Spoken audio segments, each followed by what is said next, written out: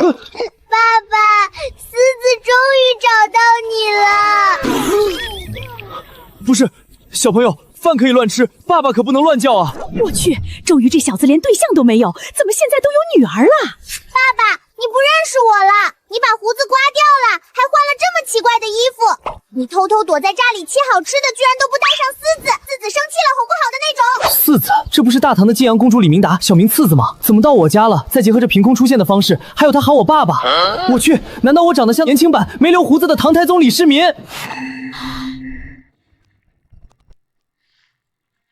除了没有那标志性的八字胡，五官轮廓竟然真的有8、9分相似。那个小朋友，你真认错人了，我真不是你爸爸，我是周瑜。爸爸不要滋滋了，爸爸为了独吞幼幼，装作不认识滋滋了。我只是想吃一口幼幼呀。别哭，吃，哥哥，不对，爸爸这就给你拿筷子，给，不烫了，快吃吧。好吃，太好吃啦！爸爸，那个黑乎乎的水系什么呀？闻起来甜甜的。这叫可乐，喝过没？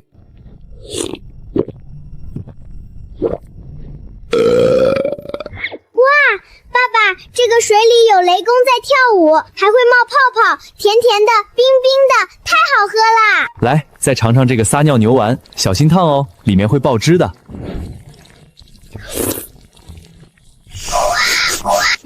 爸爸，这个丸子真的会尿尿啊，太神奇啦！呀，我要回去啦。爸爸，我明天再来找你吃幼幼。完蛋了，开局喜当爹，这小丫头带着半罐可乐跑回大唐，这声爸爸要是被真天策上将李世民听见了，估计整个长安城都要传遍我的糗事了。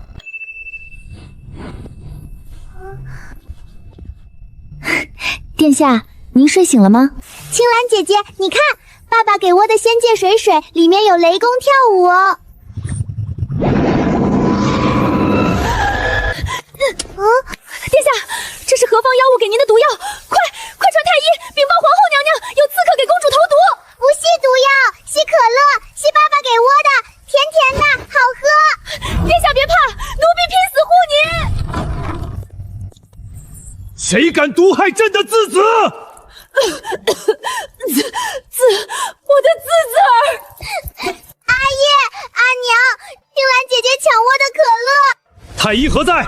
给朕验。陛下，此物见所未见，色黑如墨，气泡翻腾如沸水。臣医术浅薄，暂无法判断其药性，还需进一步查验。放肆！查！封锁皇宫，掘地3尺也要给朕把刺客揪出来！敢动朕的女儿，朕要诛他9族！观音婢，太医，快救皇后！爸爸说里面有雷公跳舞，阿耶为什么不信呀？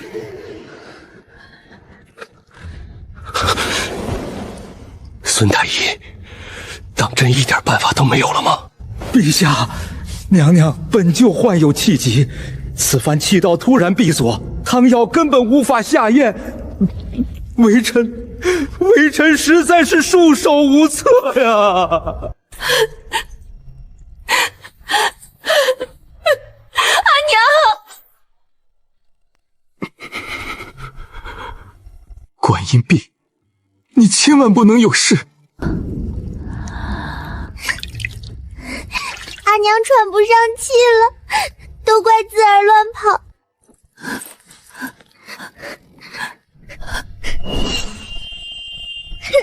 我去找爸爸，爸爸救命啊！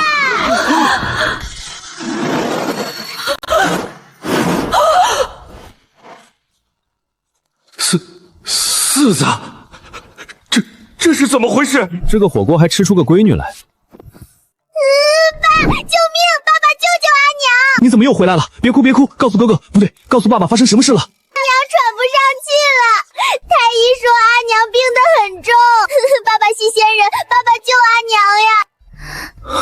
哮喘发作，别怕，爸爸能治。次子乖，爸爸去拿仙药，你在这里乖乖数数，爸爸马上回来。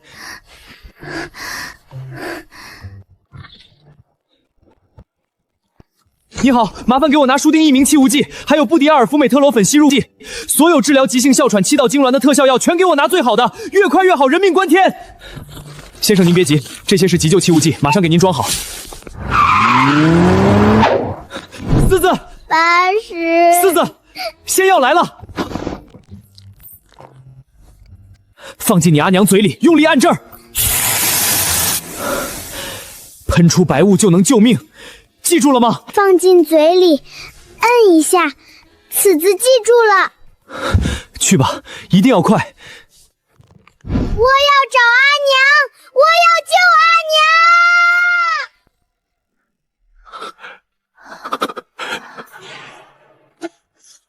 护驾，退下。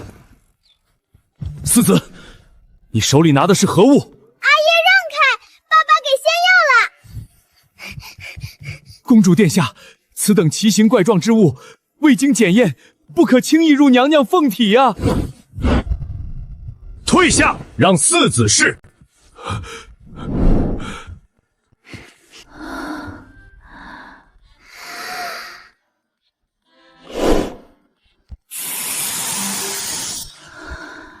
二郎，观音壁朕在这里，你感觉如何？可还有哪里憋闷？臣妾胸口不闷了，呼吸也顺畅了，就像是从未发过病一般。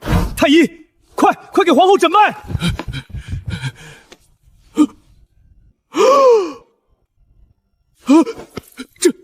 这绝不可能，这违背了医理呀！结果如何？你倒是快说啊！神迹，真乃神迹呀！娘娘原本气机断绝，如今脉象竟平稳如常人，死气全消。微臣行医数10载，从未见过如此起死回生的神药。大唐之福，世子，这究竟是何等神物？非金非玉，非木非石，入手轻若无物，却坚韧异常。大唐的能工巧匠绝对造不出此等奇物。嘿嘿，这系爸爸给的仙药呀。爸爸说只要按一下，呲的一声能救阿娘。世子，你一口一个爸爸，此乃何意？这赐药的仙人究竟是何方神圣？爸爸就是阿弟的意思呀。那个小囊君长得和阿弟一模一样，就是脸上光溜溜的，没有胡须。什么？长得和朕一模一样，还没有胡须？这仙人莫不是照着朕的模样变化出来的？还是说，朕在仙界还有个失散多年的兄弟？四子，那位仙长的住处是何等模样？你刚才是如何过去的？我一闭眼睛，想着要找爸爸，唰的一下就到了。爸爸住的房子好奇怪，不用点蜡烛，头顶的灯就像小太阳一样亮。屋子里还有一个白色的长方形盒子，呼呼往外吹冷风，凉快极了。爸爸还在吃红彤彤的汤，里面有会尿尿的肉丸子。陛下，小殿一定是机缘深厚，遇到了庇佑我大唐的真仙啊！阿奶，爸爸还给我带了好多药，上面都有字呢。此物竟薄如蝉翼，却又撕扯不断。天下丝绸千万种，就一种能与之比肩，这定是仙家用来装仙丹的乾坤袋。观音器，你看这上面的文字，这些字虽与我大唐的楷书略有不同，似残缺，但朕依稀能认出每日2次温水送服的字样。这位赐药的仙长，定是与我华夏同源的得道高人。二郎，仙长赐下如此起死回生的神药，又对死儿疼爱有加，此乃天大的恩情，我等凡俗之人万万不可失了礼数。观音壁所言极是。立志，速去内库，将朕那块随身佩戴的极品羊脂玉佩取来，再挑几匹最上等的蜀锦和皇家御用的金饼。四子儿，既然仙长喜欢吃肉，你明日再去仙界之时，定要带阿恒向仙长叩谢救命之恩，万不可在仙长面前失了皇家威仪，知道吗？那我明天去给爸爸送礼物，是不是又可以沏好吃的柚柚和水水啦？哈哈哈哈哈哈！只要仙长高兴，你想吃什么仙界美食，阿叶绝不拦着。唐太宗嫡女，晋阳公主李明德，这么软萌可爱，满眼都是自己的乖女儿，怎么能早夭？既然老天让她跨越千年叫了自己一声爸爸，这倒霉的命数，老子改定了。爸爸，我回来啦！哎呦，我的小祖宗，你慢点儿！你阿娘怎么样了？药管用吗？阿娘全好了，爸爸的仙药，呲的一下，阿娘就不喘了。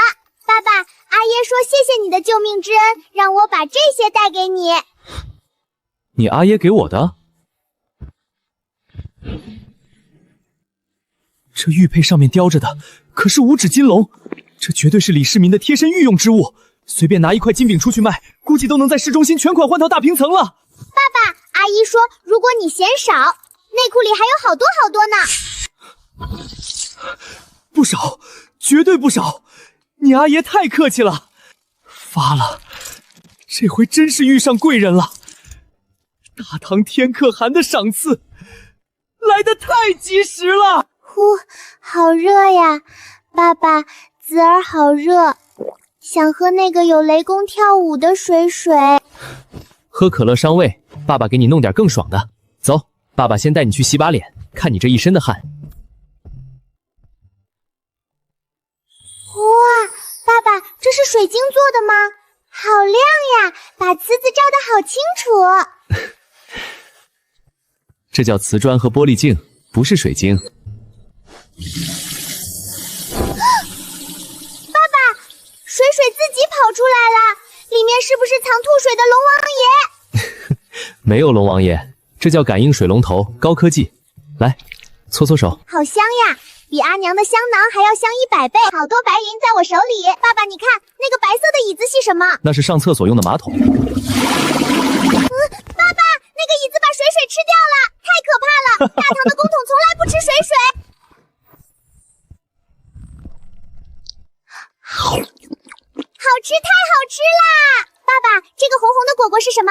比大唐的果子甜多啦！这叫冰镇西瓜，吃着西瓜，再配上动画片，这才是完美的童年。看我这是爸爸，那个黑盒子里关着会说话的妖怪，洋洋为什么用2只脚走路呀？他们要跑出来啦！别怕别怕，这叫电视机，里面放的是动画片，都是假的，跑不出来。那个灰狗狗好笨呀，又被炸飞了，真好玩。张阿年，老奴在。时辰过去多久了？次子怎么还没回来？回陛下，小殿下过去不过半炷香的时辰。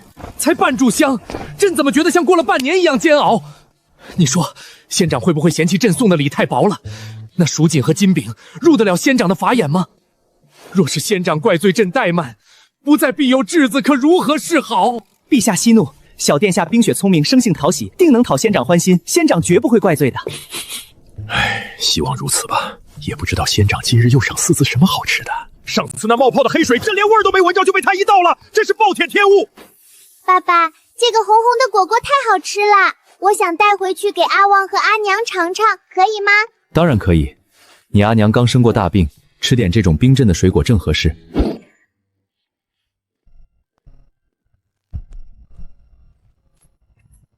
拿着，保鲜膜撕开就能吃，回去带我向你阿爷阿娘问好。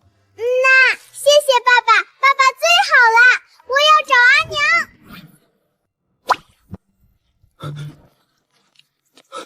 乖女儿，仙长可曾怪罪？那蜀锦和金饼，仙长可还满意？哎呀，你胡子扎人！爸爸可高兴了，没有怪罪我们，他还让我把这个西瓜带回来给阿呀阿娘吃。观音胶荔枝，你们快看，此果周身竟有一层透明的无形气罩护体，入手冰寒刺骨，莫非是仙家用来锁住灵气的阵法？阿蝶笨笨，这叫保鲜膜，撕开就能漆啦。哎呦，我的小祖宗，轻点轻点，这可是仙家阵法呀，毁了多可惜！快让开，子儿要给阿娘吃果果。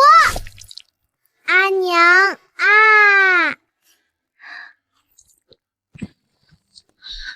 如何？观音宝，此果味道如何？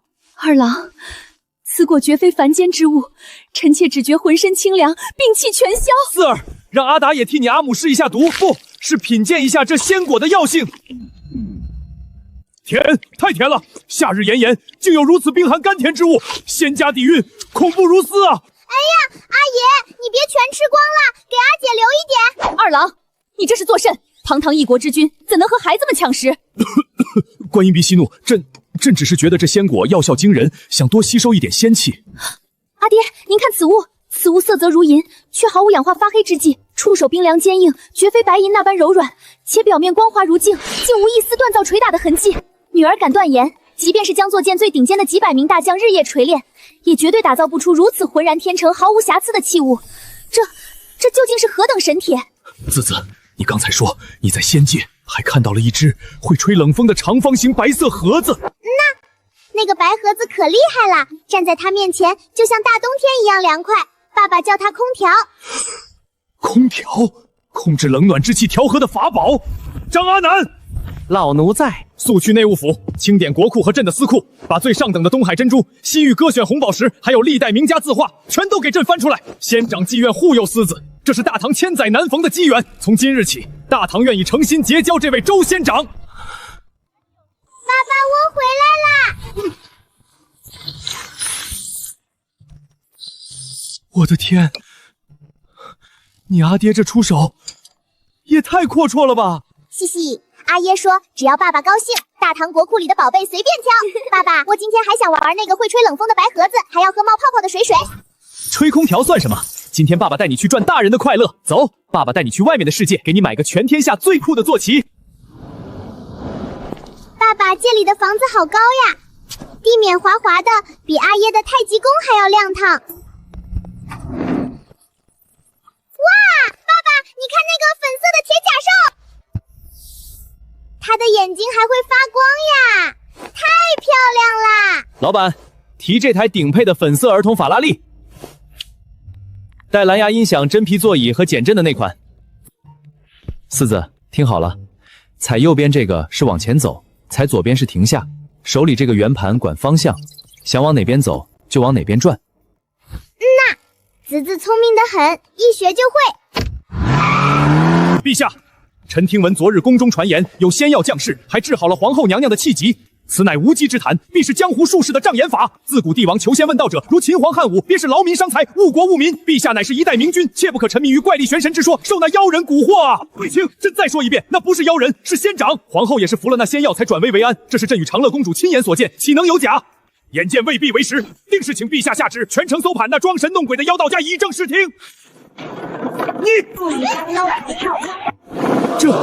这是何等靡靡之音？何方妖物敢擅闯太极宫？禁军何在？速速拿下此妖物！哎呀，魏伯伯，快闪开呀！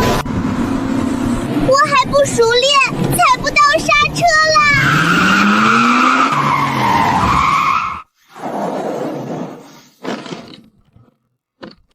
阿爷，爸爸给买的粉色法拉利帅不帅呀？卫青，你给朕睁大眼睛看看清楚，这等不用牛马牵引便能风驰电掣的神物，大唐可有？若非仙长赐宝，谁能造得出来？公主殿下，此物当真没有藏匿机关，无需牛马便能自行运转。那是自然，这是我爸爸给我买的法拉利。爸爸说他吃的是电，只要踩一下这个踏板，就能跑得比风还快。吃的是闪电！哈哈哈哈哈！好一个吞雷御电的神物！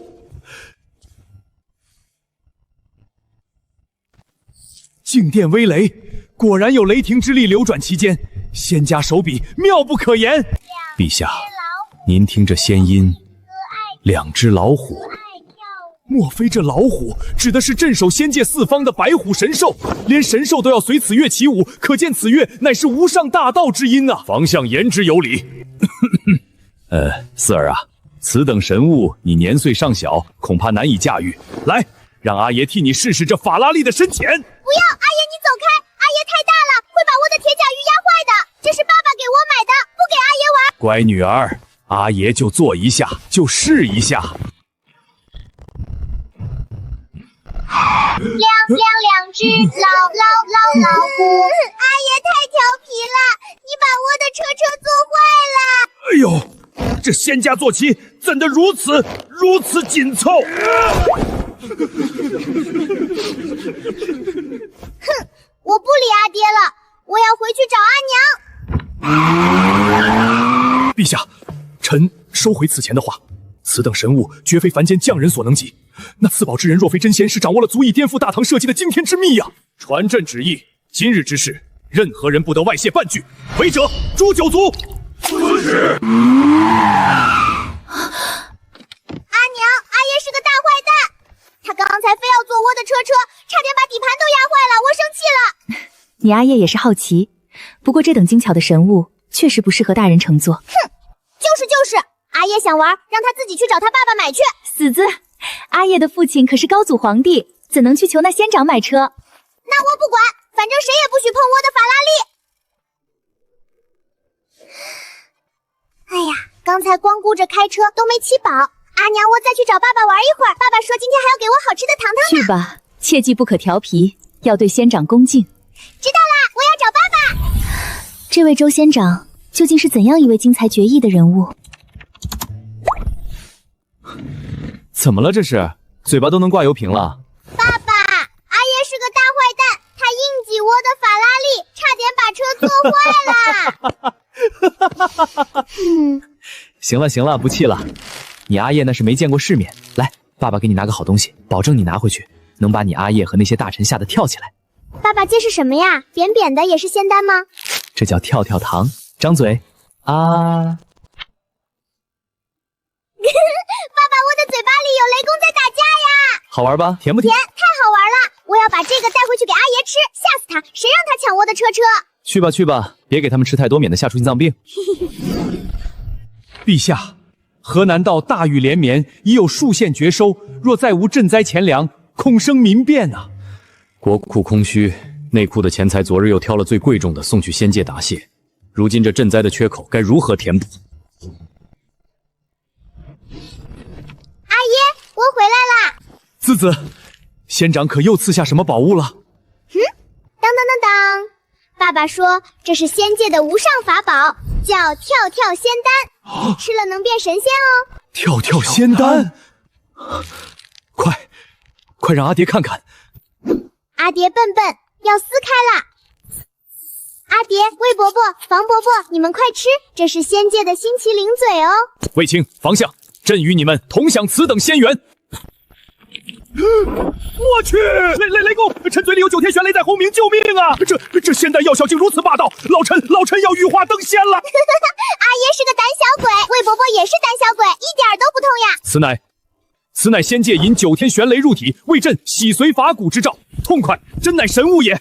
恭喜陛下洗髓法骨，仙长护佑，大唐万年！大人的世界真奇怪，一包糖糖而已，怎么就洗髓法骨啦？不愧是仙家雷霆淬体，朕只觉四肢百骸如同被灵泉洗涤过一般，连日来批阅造折的疲惫竟一扫而空。臣也觉得神清气明，赐下一包糖，便有如此夺天地造化之功。若能得仙长指点1、2，我大唐何愁不能万事太平？陛下洪福齐天，小殿下更是仙缘深厚啊！哎呀，你们别动呀！四儿，这又是何方神物？爸爸说借个咔嚓一下就能把阿迪的模样装进纸片里，带回去给爸爸看。殿下，此话当真？人的模样怎能脱离肉身装入纸中？这听起来怎得如此像古籍中记载的摄魂夺魄之术？摄魂夺魄，陛下万万不可！人的精气神全在面相之中，若被这法器吸走模样，岂不是要变成行尸走肉？荒谬！仙长岂会害朕？此子，你尽管来，朕倒要看看仙家法器是如何装在人相的。阿爷、魏伯伯、房伯伯，看这里！爸爸说了要笑，跟着我喊茄子。茄子！啊！我的眼睛！有刺客！护驾！快护驾！出来了！阿爹，你看，真的变出纸片了。四子，这上面明明空无一物啊！爸爸说要等一下，吹一吹才会出来。神仙手段！画师作画尚需数日，此法宝仅需一瞬雷光，竟能将人的精气神完完整脱离至纸上，太可怕了！仙长究竟有何方神圣，竟有如此改天换地、摄取万物的法力？嘿嘿，真好玩！阿爹，你笑得好难看呀，胡须都翘起来了，像个老头子，还是没有胡子的爸爸好看。爸爸又年轻，又会给子儿买法拉利，还会给子儿吃好吃的。阿爹没有胡子的样子更有精神。四子，那仙长当真与朕长得一模一样，只是没有胡须。是呀，爸爸可帅了。阿爷，我要把这张纸带去给爸爸看，让他看看阿爷有多老。张大相，传旨，朕要画一张最威武的画像，让皇宫里最好小的画师给仙长看看，究竟是谁更英武。画，给朕画的英武些，这眼角的细纹统统给朕隐去。还有这身形要挺拔，要展现出朕当年虎游关前一骑当千的气势。阿弟，你快坐直一点啦，别把龙袍压皱啦。小孩子懂什么？这叫帝王之威，这叫福气。哼，反正没有爸爸帅。四字儿，把这个交给仙长，让他好好看看朕的风采。知道啦，我去找爸爸。爸爸，阿爷给你写了挑战书。挑战书？这是你阿爷？这抽象派的画风哪里能看出来跟我长得像了？阿爷说他可帅啦，让爸爸好好看看。字是好字，笔走龙蛇，不愧是千古一帝的手笔。行吧，遇事不倦找 AI。感谢仙长赐药救命之恩，若仙长有意，大唐珍宝任取。哟，李二这是在变相秀肌肉啊！哈哈哈哈哈哈！这千古一帝怎么还有这种胜负欲啊？跟我一个现代人比帅。四子，你阿爸想比帅是吧？你等会儿。四子，你把这个带回去给你阿爸，告诉他这叫全身镜，让他好好照照自己，看看大唐第一美男到底长啥样。哇，爸爸，里面有一个一模一样的子子呀，连头发丝都看得清清楚楚。大唐的铜镜哪能跟这比？带回去吧，这可是爸爸送给你阿耶的大礼。我这就回去给阿耶的照镜子。卫青、房相，你们说仙长看到严大将为朕做的画像，会不会自惭形秽？朕当年在雁门关可是迷倒了不知多少世家贵女，陛下英武盖世，龙威浩荡，仙长定能从画中领略到陛下的盖世风采。阿耶，爸爸给你回礼了。爸爸说你的画太丑了，让你看看这个。什么丑？阿耶，快揭开看看，可神奇啦！陛下，陛下的魂魄被吸进那琉璃板里了。朕的白发，朕的眼角。阿爹，爸爸说这叫全身镜，能把人照得清清楚楚呢。仙长这是在诛心啊！如此纯净无瑕的琉璃，竟能大如门半，且平整如水面，不起一丝涟漪。这等鬼斧神工，唯有天庭仙境方能铸就啊！阿爹，爸爸还说了，让你好好照照，看看大唐第一美男到底长啥样。仙长法力无边，朕自愧不如。一面镜子就如此神异，那仙长手中必定还有无数能让大唐改天换地的宝物。传朕旨意，这面宝镜即刻送入立正殿，给皇后梳妆子用。此外，严令宫中上下，若谁敢怠慢小公主不悦，杀无赦。爸爸说今晚要给我煮那种叫泡面的好吃的，还要加荷包蛋呢。爸爸，水开了，快放面面。别急，这可是泡面界的灵魂做法。哇，好香啊！爸爸，这个面面为什么是卷卷的呀？像羊毛一样。这叫波浪面，这样才能吸满汤汁。来，尝尝仙界的红烧牛肉面。慢点吃，喝口汤。太好吃啦！大唐的面条都是直直的，一点味道都没有。爸爸的面面不仅卷卷的，汤还这么好喝。那个圆圆的蛋蛋，外面脆脆的，里面软软的。这就满足了。爸爸不仅给你煮了面，还给你准备了带回去的。这是什么呀？这是自热小火锅和桶装泡面。世子记住了，回去以后把这个白色的包包放在最底下，倒一点点凉水进去，不用点火，它自己就能把上面的菜煮熟。不用火就能煮熟？爸爸好厉害！这个水里藏着火龙吗？你可以这么理解，带回去给你阿娘尝尝鲜。阿娘和阿爷一定没吃过这么好吃的饭饭，我这就回去。阿娘，我带仙界饭饭回来啦！子子回来了，慢些跑。仙长今日又赐了什么好物？阿娘快看，爸爸说这个叫自热火锅，不用点火就能把菜煮熟。殿下，不用新柴生火，如何能烹煮食物？这岂不成了无源之水，无本之木？你懂什么？爸爸说这里面藏着火龙呢。秋月姐姐，快去提一壶凉水来。哎呀，这是怎么回事？保护娘娘！无火而沸，这等神鬼莫测的手段，定是仙家火系阵法。阿娘别怕，爸爸说火龙在里面干活呢，马上就能吃了，好香好香呀！观音壁，朕老远就闻到一股从未闻过的奇香，莫非是御膳房研制出了新菜式？这是何物？为何无心无火，却能如滚水般沸腾？阿迪，这是爸爸让我带回来的自热小火锅和桶装泡面。无火自沸，还能烹制出如此色香味俱全的珍馐，仙家手段当真令人叹为红止。来，让朕替你阿母尝尝这火龙烹煮的鲜菜。好辣，但是好痛快。二郎，你慢些吃，小心烫着。观音碧，你也快尝尝，这仙家美味比那御膳房的水煮羊肉强上100倍。这等馨香之味，竟如此醇厚。阿爷，这个还有泡面呢，泡面是用热水泡的，汤可好喝啦。爽！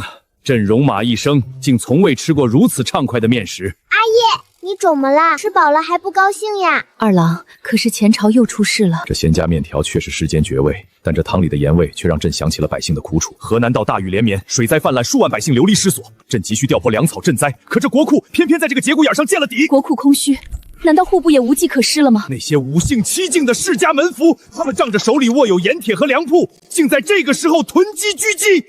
如今长安城的粗盐价格已经被他们炒到了天上，他们这是在趁火打劫，在逼朕向他们低头。世家如此猖狂，难道就不怕激起民愤吗？他们料定朕拿不出那么多铜钱去买高价良盐，才敢如此肆无忌惮。大唐的盐池和矿脉多被他们捕食，提存之法也只在他们相手中，必会引起天下大乱。朕这个皇帝当得憋屈啊！阿爷，你是不是没有钱买盐呀？是啊，阿爷是个穷皇帝，买不起世家的高价盐，救不了受灾的百姓。阿爷买不起，为什么不去卖呢？卖？朕哪里有盐可卖？爸爸那里有呀，我在爸爸的仙界看到过。爸爸厨房里的盐不是大唐那种又苦又涩的黄块块，是像冬天的雪花一样白，像沙子一样细，而且一点苦味都没有，可甜可咸啦。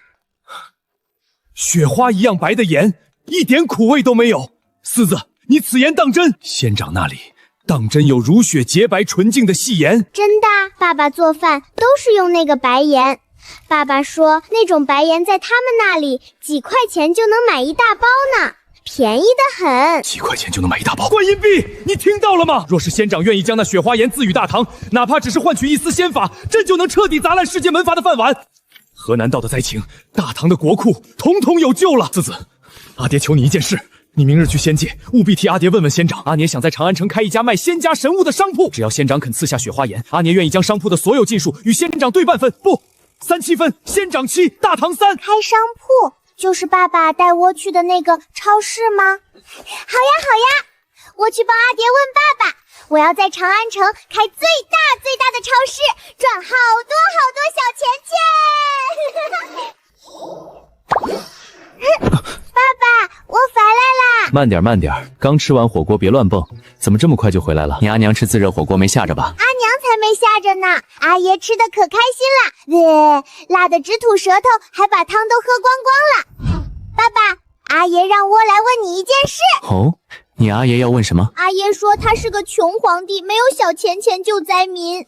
他想在长安城开一家最大的超市。阿爷说想卖爸爸厨房里那种像雪花一样白白的盐。阿爷还说赚了小钱钱，爸爸7，大唐3。3-7分账，你阿爷倒是挺舍得下血本啊。爸爸，你答应阿爷好不好呀？阿爷说灾民好可怜，没有饭吃。答应，当然可以答应，不过爸爸不要那70%的利润。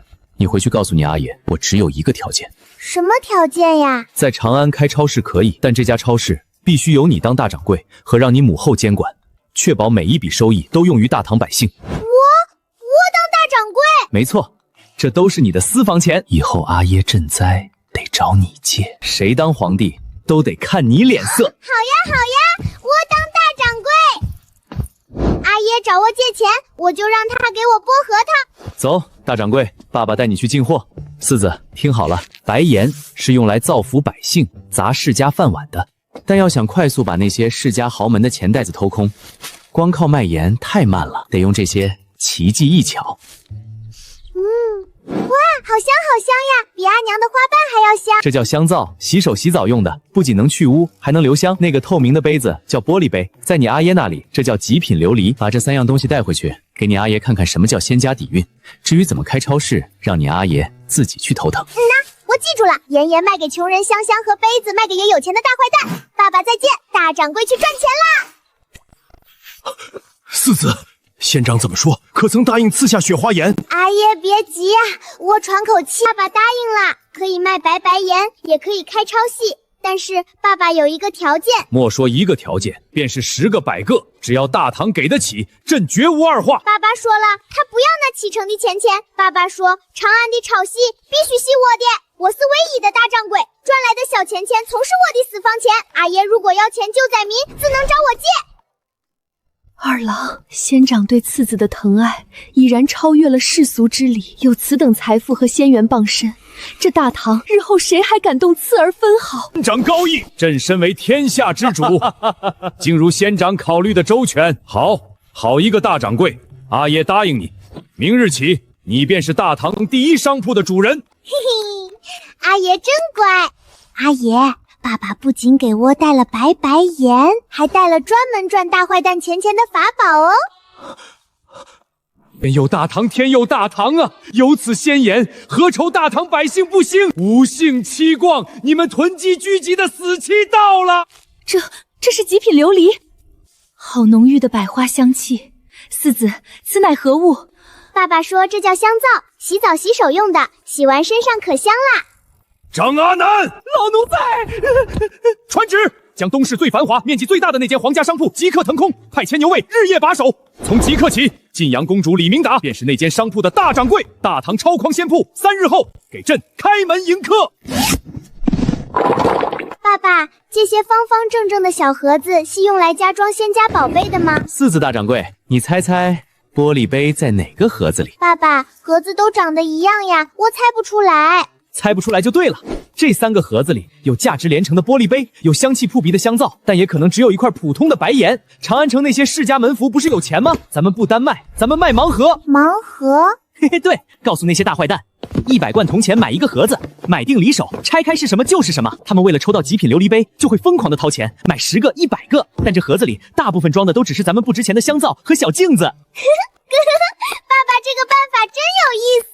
这些商贾的钱若能用来修桥铺路，那可太好啦。这还不算完，这是 VIP 金卡，你回去定个规矩，想进咱们大唐超市的门，必须先花1000贯办理 VIP 金卡，没有金卡，连买盲盒的资格都没有。1000贯买一张卡片，大坏蛋会买吗？他们不买。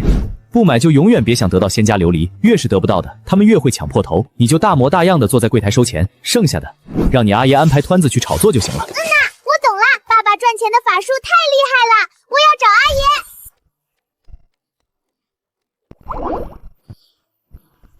爷。四子回来了，仙长可把货备齐了？备齐啦！爸爸给我出了个超级厉害的主意。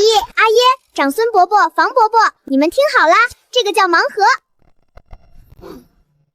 1000贯一张进门卡，100贯买一个不知道装了什么的神物盲盒，这简直是抢钱啊！陛下，这岂止是抢钱，这分明是吃人不吐骨头。那些世家若是知道盒子里可能有极品琉璃，别说100贯，就是500贯，他们也会疯狂去赌。一旦赌红了眼，他们囤积的那些铜钱和粮食，全都会乖乖流入小殿下的口袋。杀人诛心，仙长此计字字不见血，却能将5姓7望的根基连根拔起。哥，爸爸说了，大坏蛋的钱不赚白不赚。阿爷，你快去安排托子，明天咱们就开门赚小钱钱。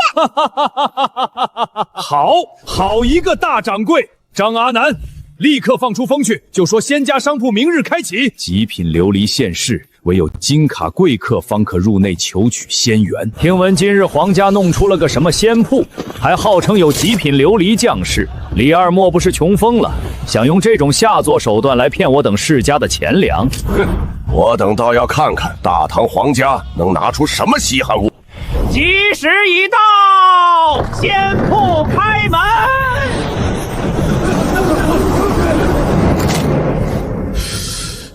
好浓烈的奇香，这绝非凡俗之粉。诸位家主想看仙家宝贝，可以呀。大唐超系今日开业，规矩很简单，想进门先交1000贯办 VIP 金卡，没有金卡不许看。1000贯进门，荒唐！公主殿下，莫非是在戏耍我等？1000贯足以买下半个东市的商铺，你们却只卖一张进门卡！大坏蛋，爱买不买，不买让开。极品琉璃杯，世间怎会有如此纯净无瑕、薄如蝉翼的琉璃？哪怕是一点杂色和气泡都没有，这是无价之宝，是真正的稀世奇珍啊！诸位看清楚了，仙长赐下的极品琉璃杯就在这数百个盲盒之中，盲盒100贯一个，先办金卡者方可入内抽取仙缘。我买！我办金卡，小殿下，草民要办金卡，再买10个盲盒。好嘞，秋月姐姐，收钱发卡。香皂1块，好香，此物竟比西域香料还要醇厚100倍，极品琉璃杯1支，100罐抽中极品琉璃，草民发了，草民真的抽中了。闪开！老夫要办金卡。柏林崔氏出5000罐，先包50个盲盒。赵郡李氏出1万罐，给老夫办10张金卡，包下100个盲盒。清河崔氏出2万罐，都给老夫滚开！琉璃杯是我家的。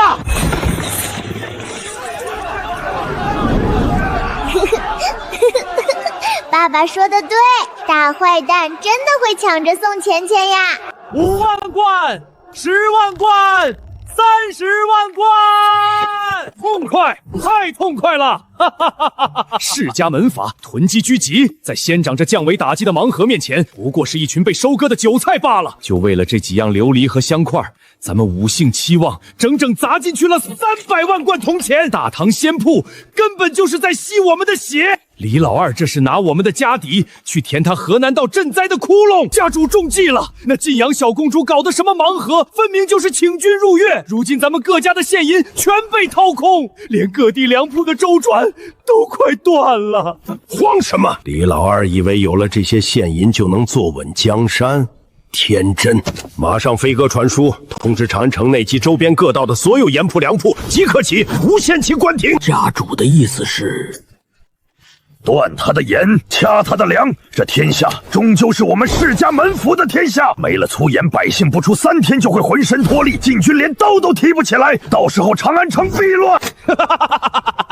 李老二若是想保住江山，就得乖乖把那间大唐仙铺，连同那个能拿出极品琉璃的晋阳公主一并交到我们世家手里。哈哈哈哈！痛快！观音迷，你看看这账本，300万贯，3天，四子的盲盒掏了他们300万贯，这群老狐狸连祖宅都快抵押了。哈哈！陛下，10万火急，出大事了，世家反了。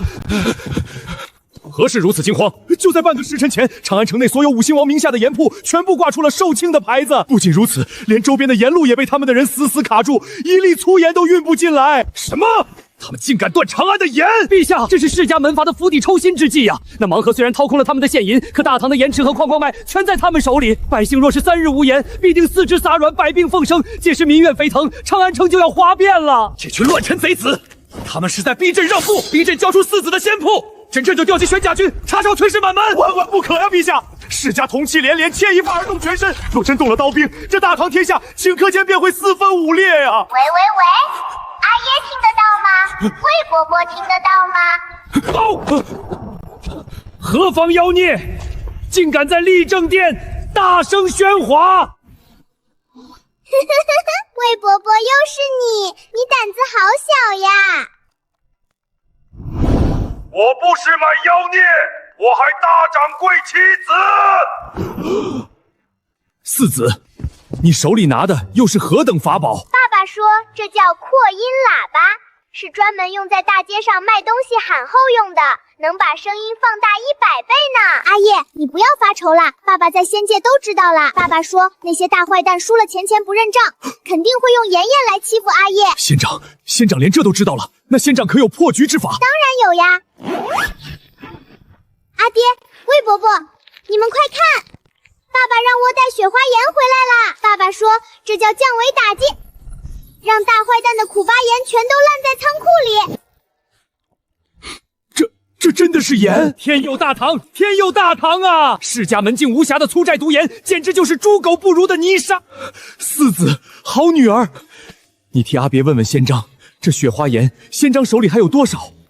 若是只有这一袋，恐怕还解不了长安城的燃眉之急啊！爸爸说了，这种白盐在超市里多得像沙子一样。爸爸直接包了一辆叫大卡车的钢铁巨兽，满满一肚子的白盐，比太极宫的房子还要大。只要阿弟需要多少有多少呀！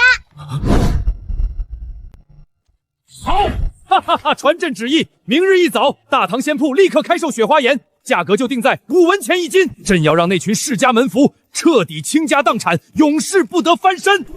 听说5星齐报把盐铺全关了，黑市上的粗盐都炒到100文1斤了，这可叫我们怎么活呀？是啊，若是再买不到盐，家里干活的男人连举锄头的力气都没了。各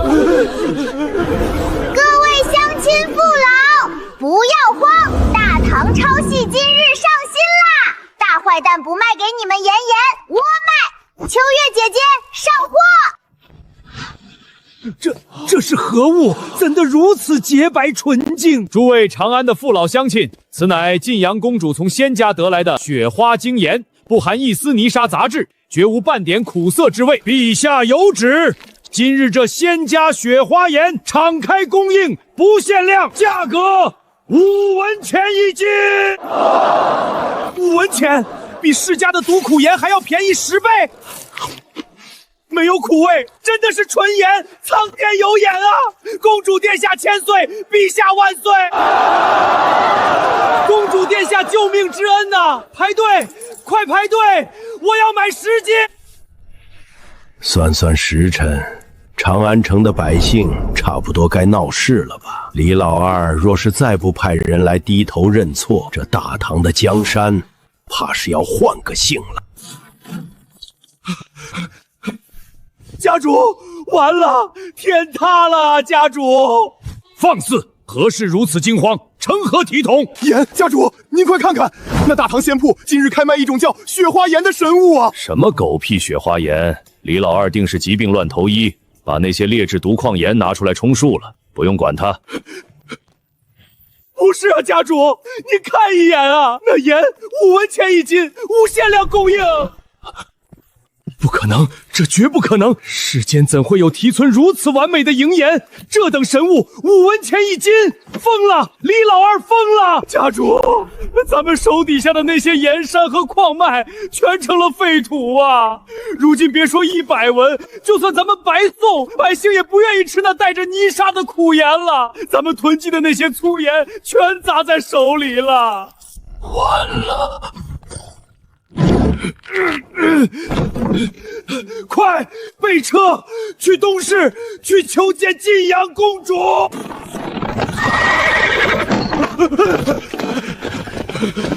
草民柏陵崔氏求见公主殿下。召去李氏求见大掌柜。爸爸说了，卡1张1万贯，先办卡再说话。买，我们买，砸锅卖铁也买。爸爸的招数真好用，大坏蛋终于乖乖听话啦。1万贯柏陵崔氏办至尊钻石 VIP 金卡1张。大坏蛋，卡拿好呀，以后买盐要排队，不许插队哦。草民遵命。召去李氏1万贯，清河崔氏1万贯。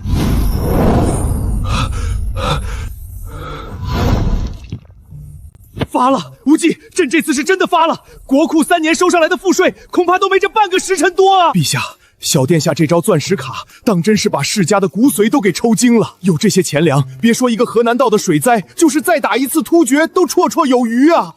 走，下去看看朕的乖女儿。次子，阿耶的大掌柜，你今天可是立了通天的大功了。阿耶的胡茬扎人了。阿耶，爸爸说了，这些全都是我的私房钱，你要拿去救灾民，得给我打欠条。打，阿爷这就给你打欠条，还要盖上玉玺的大印。这天怎的如此闷热，一丝风都没有？陛下，如今正值3伏酷暑，内务府昨日传来消息，冰窖里的藏冰已经快见底了，冰块没了。这能把人烤熟的鬼天气，没有冰块降温，皇后和滋儿如何受得了？阿爷，大唐太热了，连吹过来的风都一烫烫的，我不要待在这里了。四儿乖，阿爷这就让人去深山里找避暑的行宫。我不去行宫，我要去爸爸那里吹空调。阿爷，我去找爸爸啦，爸爸那里有白色的方盒子，能吹出冬天一样的冷风可舒来啦。我要找爸爸。爸爸，热死子子啦！呼，还是爸爸这里凉快。怎么热成这样，跟从水里捞出来的一样？你阿爷不是大唐皇帝吗？连点冰块都没有。阿爷说冰块没有啦，大唐像个大火炉，连风都是烫的。爸爸，这是大坏蛋买卡片的钱，我全拿来了。阿爷也写了欠干得漂亮，不愧是爸爸的首席大掌柜。爸爸，我想把那个吹冷风的白盒子带回大堂，给阿娘和阿爷吹。这个可带不走，这玩意儿得通电，还得在墙上打孔。你大堂连个插座都没有，带过去也是个铁疙瘩呀。那怎么办？阿娘热的都不想吃饭了。别急，空调带不走，爸爸给你弄个更牛的御风法器。大堂不是太阳大吗？爸爸今天就给你弄个专门吃太阳、吐狂风的仙界法宝。吃太阳、吐狂风，爸爸这是风神爷爷的法宝吗？比风神爷爷还厉害。你在家看会儿猫和老鼠，爸爸马上就回来。哈哈，四子，封神法宝来了！爸爸，法宝在哪里呀？来，先试试这个单兵级御风法器。哇！爸爸，风自己从这圈圈里跑出来了，好凉快！我的脖子里藏着风神呀！这叫挂脖风扇，不用手摇，挂在脖子上就能一直吹冷风。至于这个大家伙，威力更大。带回去让你阿爷见识见识什么叫仙家手段。陛下，这酷暑实在难熬，若是再无降雨降温，城中恐要生出疫病啊！冰窖一空，这老天爷是诚心要烤死朕吗？阿爷，我带风神回来啦！护驾，有刺客！慌什么？是慈子回来了。四子，这是何等凶悍的巨兽？莫非是新长赐害的攻城利器？哎呀，不是攻城辽器，这很御风法宝。阿别，你看我一点都不野。风竟然从这奇形怪状的环里吹出来了，而且源源不断，无需人力煽动。哥，爸爸说这叫挂脖风扇，里面藏着小风神。痛快，太痛快了！神技，这是真正的神技啊！这等仙家御风之术，简直闻所未闻。陛下，可否让老臣也感受一下这仙家法宝的威力？休想！此乃四子赐予朕的法宝。阿爹别小气呀，爸爸给阿娘和房伯伯他们也买啦。太凉快了！臣仿佛置身于昆仑雪山之巅。四子，那这尊庞然大物又是何等法宝？爸爸说这叫吞日吐风兽，只要把它推到太阳底下，让它吃饱阳光，它就能吐出飓风。吃阳光，吐飓风！快，张阿南，叫人把这仙家巨兽推到广场上去。然后呢，子子该如何施法？阿爹，你按那个红红的疙瘩。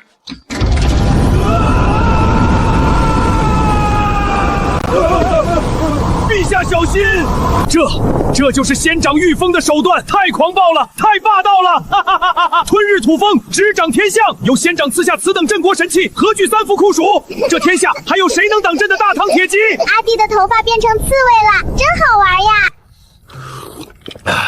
有仙长庇佑，朕这大唐的夏天总算是能过下去了。无忌、玄良，世家那边交来的买卡钱可点算清楚了？回陛下，7大世家连同长安城内的富商巨户，共办出至尊钻石卡120张，共计得钱120万贯。如今国库充盈，全赖小殿下的大唐抄系。好，有了这些钱，立刻派人去江南道购粮，火速运往河南道赈灾。陛下，臣正要奏报此事。世家虽然在盐业上吃了大亏，交了进门费，但他们贼心不死。如今关东地区的几大粮商暗中勾结，将陈米的价格足足抬高了5倍。他们是算准了朝廷急需粮食赈灾，想要把送出来的钱再从粮食上赚回去啊！混账！这群吸血的水蛭，真当朕的刀不利吗？阿爷，你又在生大坏蛋的气呀！四子乖，阿爹不是生你的气。阿爹虽然有了小钱，但那些坏蛋把粮食藏起来了，灾民们还是吃不上饭。没有饭期，阿爹笨，大坏蛋不给粮食，我去问爸爸要呀，爸爸那里有好多好吃的。对呀，仙长定有粮草，只是这100万担之巨，仙长一人恐怕……阿爹等着，我去问爸爸。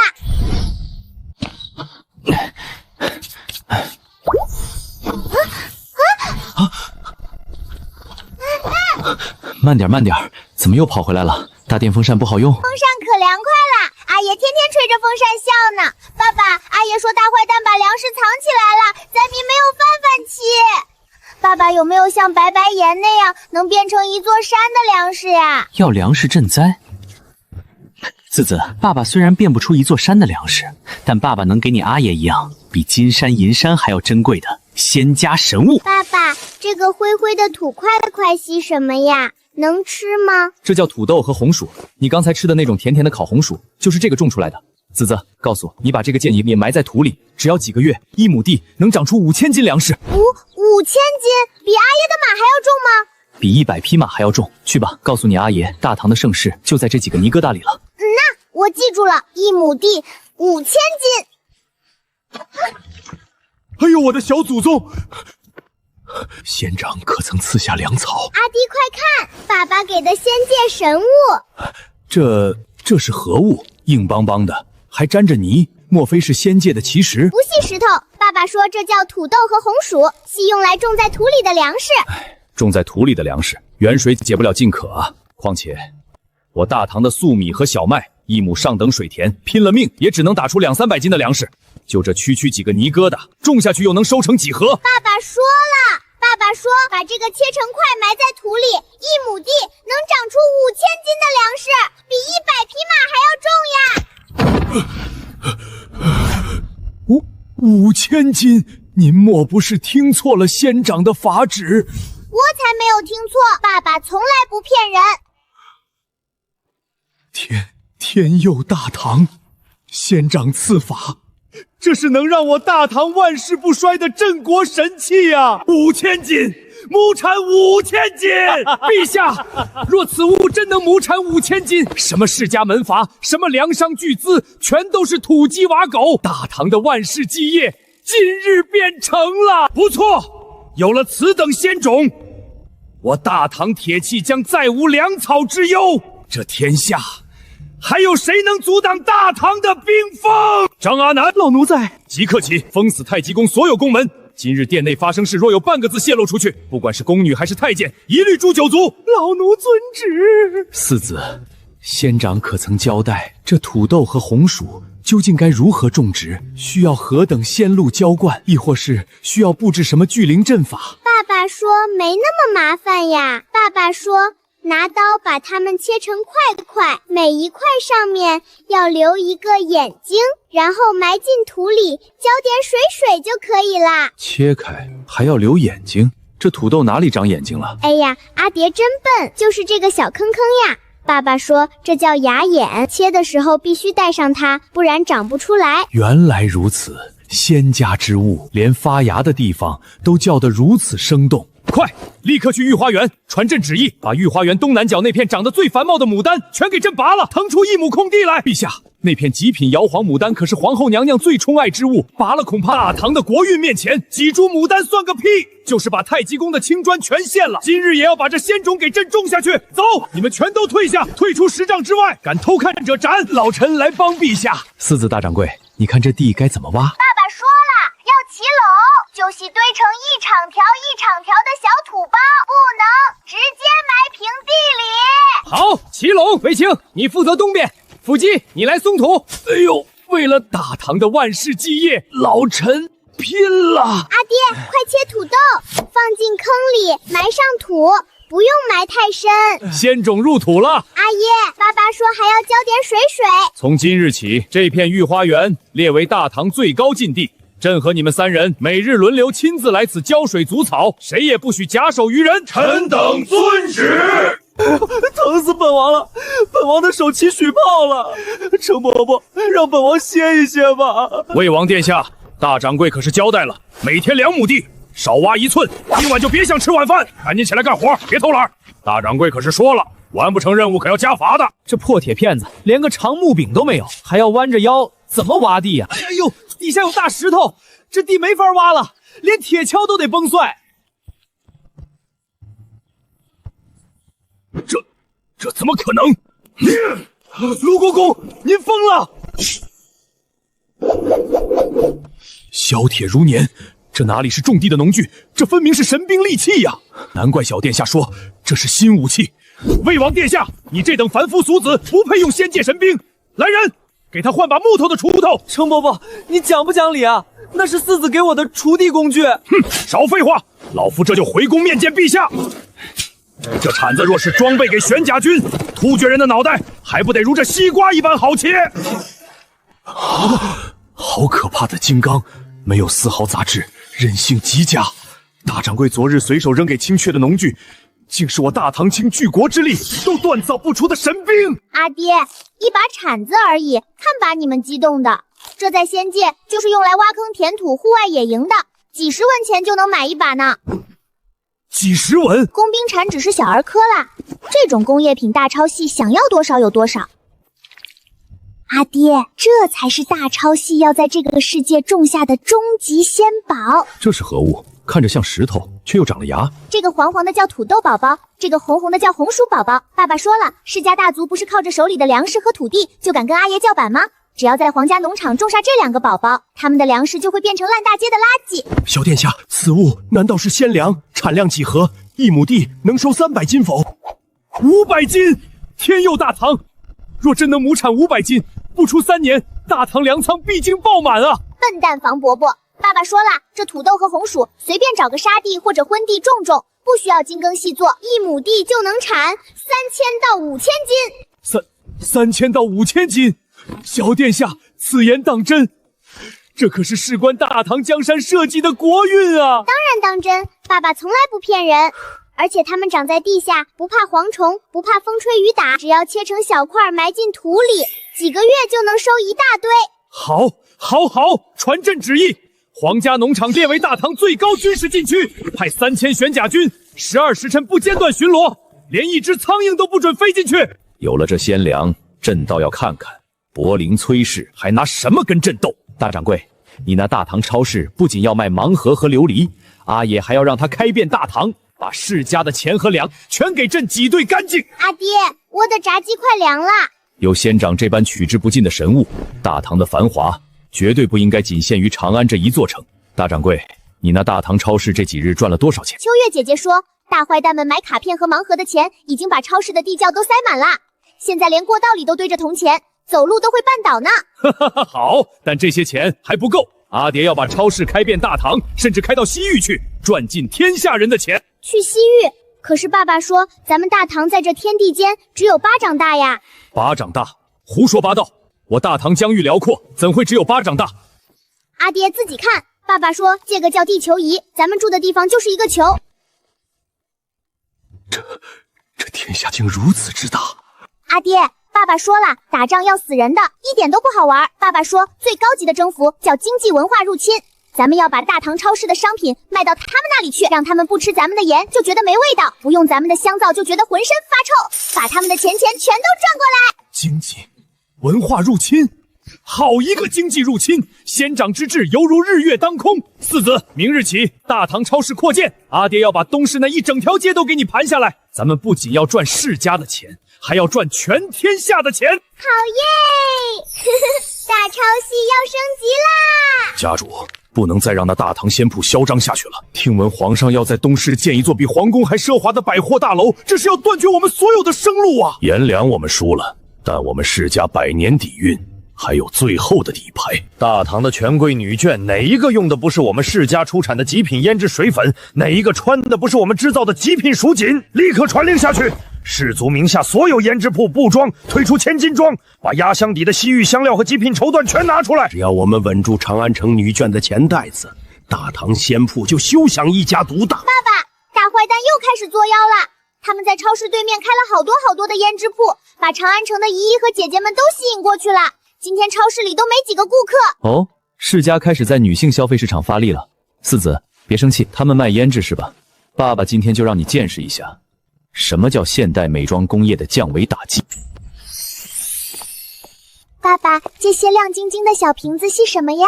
这叫香水，只要喷一下，能香一整天，比世家那些熏香好闻1万倍。老板，迪奥、香奈儿的平替香水，把你们仓库的存货全给我打包。这种镜子，给我来50面。爸爸，这个琉璃镜子竟然能把窝照得这么清楚，比阿娘那面模模糊糊的铜镜厉害多啦。那当然，把这些带回去，在超市开个仙女美妆阁，我保证长安城那些贵妇千金为了这些东西，能把世家男人们藏在鞋底的私房钱都掏干净。皇上任你那仙铺有万般手段，在这脂粉道上你们也只能干瞪眼。天哪，这是什么香味？竟如此清幽高雅！诸位夫人、妹妹们，此乃仙长赐下的青城香，不用焚烧，只需轻轻一喷，香味3日不散。里面还有能让人肌肤如雪的仙家面膜，涂上便如烈焰般的斩男口红。仙界之吻！哎，诸位夫人别走啊，我们这儿有最新款的。去你的！你那破粉涂在脸上跟刷墙一样，谁稀罕？老娘要用仙界的美妆！这是何等神物，竟然能照出全身！老天爷，我眼角的皱纹竟然看得这么清楚，往日那铜镜根本都照不出来啊！程夫人莫慌，有皱纹不用怕，爸爸说了，这个叫补水面膜，敷在脸上冰冰凉凉，只要敷一炷香，脸蛋就会像剥了壳的鸡蛋一样滑嫩哦。这口红不仅颜色纯正，竟还能滋润双唇，毫无干裂之感。小殿下，这口红多少钱？我要包圆了，我买10张面膜，再来3瓶香水。对面神仙琉璃镜卖不卖？我出1万块买一面回家。哈哈哈哈，痛快！观音壁，你看看，单单昨日一天，那美妆阁就进账了30万贯，那些世家门阀的女眷简直比抢钱还疯狂。陛下，臣妾听说崔家那位主母为了抢最后10面 LED 琉璃镜，把崔家祠堂底下埋的祭祀金砖都给挖出来了。崔红度气得现在还在床上躺着呢。陛下呀，老臣没法活了，求陛下给老臣做主啊！两位爱卿，这是何故？陛下，老臣的悍妻昨日去了大唐超市，不仅把老臣藏在书房暗阁里的10张钱全给搜刮走了，甚至连老臣准备买棺材的提己钱都没放过，全换成了什么面膜和香水。老臣更惨，老臣那婆娘为了买那斩男色口红，把老臣最心爱的几幅前朝字画全给当了。老臣今早连吃汤饼的铜板都凑不出来了。这说明仙家之物深得人心嘛。两位爱卿放心，下个月的俸禄朕提前发给你们。四子，你这喝的又是何等仙露？阿耶，这叫波霸珍珠奶茶。爸爸说了，大坏蛋的钱虽然赚完了，但是大唐还有一群街溜子的钱没赚，他们人傻钱多，最好骗啦。街溜子那是何人？又甜又香，这黑珠子咬起来竟如此有趣。四子，你说的街溜子，莫非是那些国公府里的纨绔子弟？对呀，长孙冲哥哥还有程楚墨哥哥他们。爸爸说，女人爱美妆，年轻人爱显摆，我们要给他们上最酷的装备。好，太好了！房清，别哭了，去把那些国公府里游手好闲的小兔崽子全都给朕叫到大唐超市门前，朕今日要掏空他们的压岁钱。我说楚墨，陛下把咱们叫到这儿来干嘛？我刚斗赢了一只极品蛐蛐呢。谁知道呢？估计又是小殿下弄出了什么新奇玩意儿。不过说实话，自从那香皂和琉璃出来后，这仙铺的东西是真邪门。那是何物？怎么只有2个轮子？没头没尾，这怎么骑？2个轮子放着都站不稳，人坐上去还不得摔个狗吃屎？笨蛋程楚墨，借叫山地自行车。爸爸说了，这是仙界最酷的代步神器，不用喂草，只要用脚踩，跑得比你们的那些跛腿马快多了。小殿下，您就别拿我们寻开心了，2个轮子绝对不可能跑起来的，这违背了常理。哼，不信，秋月姐姐，给他们开开眼界。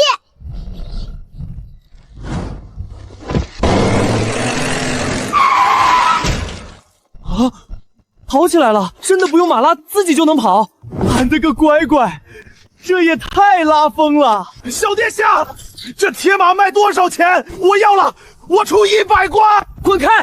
你那黑煤球一样的身板配得上这么拉风的仙骑吗？我出500贯！不卖不卖，届时限量版，只有在大超系办理了至尊钻石卡，并且消费满1万贯的超级大客户才有资格参加拍卖。而且凡是买车的，必须先买1杯10贯钱的波霸珍珠奶茶，不买奶茶不给进门。10贯钱1杯的水，买！别说10贯，100贯我也喝。神仙露，这绝逼是神仙喝的，琼浆玉液啊！闪开，都给老子闪开！那辆金色的铁马是我的。这哪里是开铺子，这分明是在刮地皮呀！爸爸说的对，打仗太累了，还是把扑克牌、麻将，你这小丫头现在是彻底钻进钱眼里了。不过对付那些天天勾心斗角的老狐狸，这2样国粹绝对是降维打击。四子，看好了，这桌子叫全自动麻将机，只要按下中间这个投子键，里面的机械仪就会自动洗牌弃牌，比人工洗牌快100倍。哇，桌子里藏着小精灵呀！带回去，在大唐超市开个 VIP 至尊棋牌室，按时辰收费，1雀3，3雀1，茶水点心另算，88保证大唐的早朝以后都没人上了。阿耶，房伯伯、程伯伯，别聊那些无聊的事啦，大超系上了新游戏啦！爸爸说了，这叫麻将，是考验智谋、兵法、算计的仙界博弈之术。仙界博弈之术哦，比围棋如何？围棋太无聊啦，这个要4个人一起玩才刺激。护驾，这桌子里有机关兽！住手，笨蛋程伯伯，这是自动洗牌。神乎其技，无需人力，竟然能自动列阵。阿叶、长孙伯伯、房伯伯、程伯伯，你们4个刚好凑一桌，我来教你们规则。碰！哈哈哈哈！老夫碰了，俺老程听牌了，不管你们出什么，俺都要胡。卢国公，麻将如用兵，讲究的是沉着冷静。你这般大呼小叫，岂不是暴露了底牌？1万。杠！腹肌啊腹肌，你这可是送到朕的刀口上了，朕杠上开花。哎呀，陛下，这牌老臣原本是要吃的呀！买定离手，落子无悔，给钱给钱。邪门了！俺老程纵横沙场几10年，怎么在这小小的牌桌上连输了10几把？程伯伯，爸爸说了，10赌9输，菜就多练呀。陛下，天亮了，马上就要早朝了。早朝推迟1个时辰，朕处理完这点政务就去。传朕旨意，今日罢朝。众爱卿若是无事，就去大唐超市领略仙家风物。朕今日非要把知界的私房钱全赢光不可。陛下，老臣不服，再来8圈。老臣今日就算把国公府抵押了，也要翻盘。对3，要不起，王炸！我赢了，给钱给钱！这斗地主简直是神作，比斗蛐蛐刺激1万倍啊！邪门了，为什么每次你都能抢到地主？茶水费1罐，包厢费10罐，自动麻将机使用费每个时辰5罐。秋叶姐姐，去把门口的告示贴上，大超系推出贵宾储值服务，存10万罐送绝版金箔扑克牌1副，300万罐，仅3天。阿耶，爸爸说了，这叫第3产业服务业。爸爸还说，只要我们把大超系开到突厥，开到西域，开到吐蕃去，以后都不用打仗啦。他们每天为了打麻将、喝奶茶，就会乖乖把牛羊和金银全送过来。用商贾之道乱其心智，吸其财富；用文化之语化其野性，夺其根基。仙长真乃神人也，这才是真正的兵不血刃，真正的万界归心。大掌柜，传朕旨意，将作剑全力配合大唐超市。朕要在这丝绸之路上，每隔100里就建一座大唐麻将馆。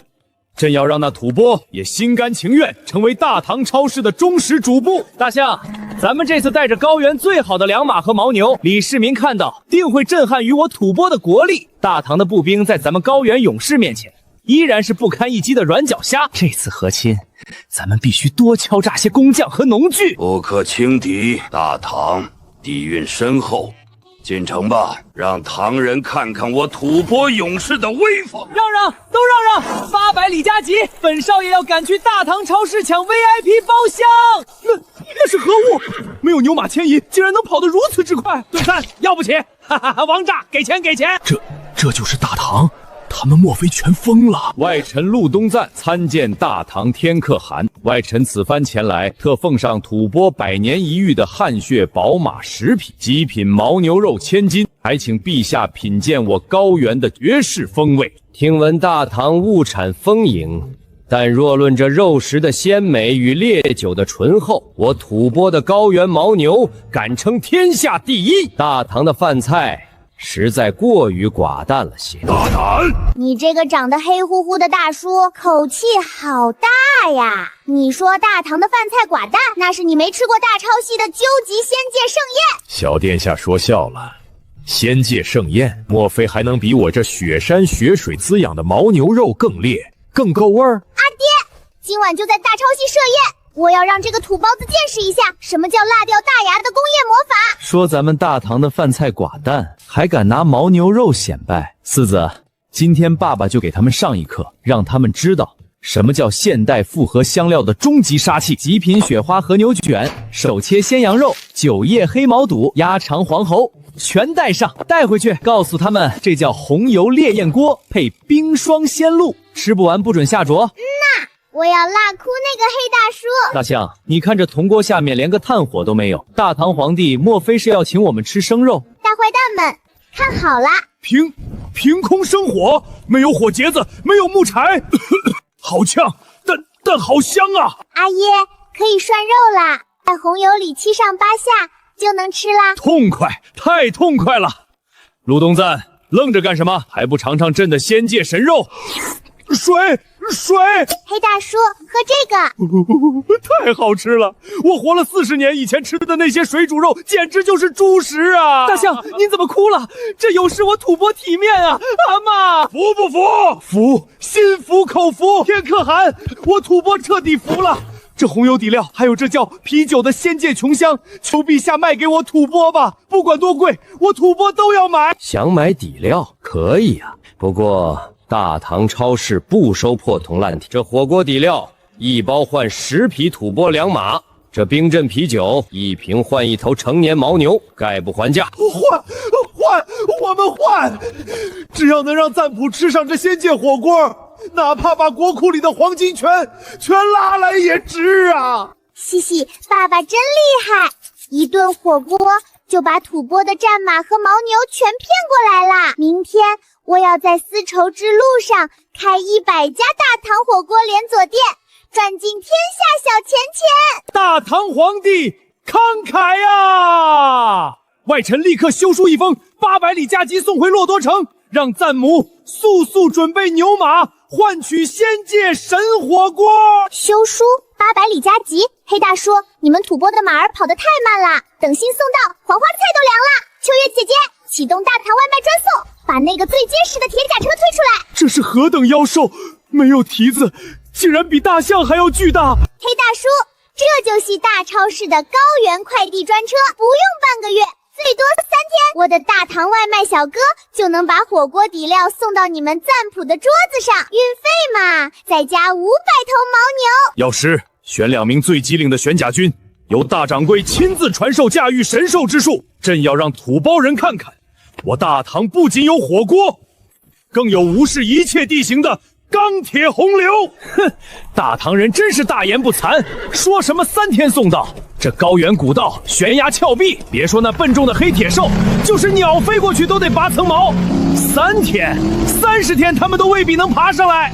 我去，这怎么可能？副驾驶，前面有泥石流冲毁的路段，大概半米深，怎么弄？大掌柜说了，遇坑不绝，挂4驱，给油，直接刚过去。好嘞，4驱锁定，差速锁开。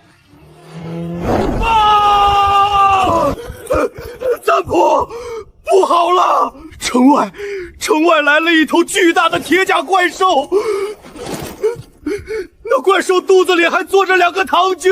上面的人听着，大唐超市高原专送，你们要的仙界火锅底料和冰镇夺命大乌苏到了，货到付款，500头牦牛，1000匹良马，一手交货一手交牛，动作快点，老子还要赶回去看新闻联播呢！快开城门，把本王的私人牛群牵出去，别惹怒了这神兽。这铁甲兽肚子里装的就是大象所说的仙界神石，好霸道的香气！这香气仿佛藏着刀剑，直刺本王的5脏3六腑。少废话，尝尝。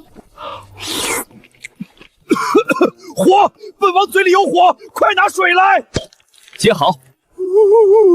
大象没骗我，长生天啊！原来这世上竟有如此绝妙的美味。跟这一比，我吐蕃的清水煮羊肉简直连牛粪都不如啊！快，把本王私人牧场里最好的500头牦牛，还有那1000匹汗血宝马，全都给大唐的使者牵出来！快呀！敢问大唐使者，这仙界火锅和冰霜鲜日以后还能不能送？本王包邮，本王用整个洛萨城的牛羊跟你们换。看你们赞普表现了，我们大掌柜说了，只要钱到位，大唐外卖使命必达。零本万利，这真的是零本万利啊！陛下，只用了10包香料、几箱啤酒，就换来了我大唐10年都培育不出的极品良具，这生意简直比抢劫还要暴利10000倍啊！哈哈哈哈哈！四子，你可是大唐的第一功臣。有了这些土拨良马，大唐骑兵如虎添翼；有了这些牦牛，大唐的百姓就能顿顿吃上肉了。阿爹，放我下来！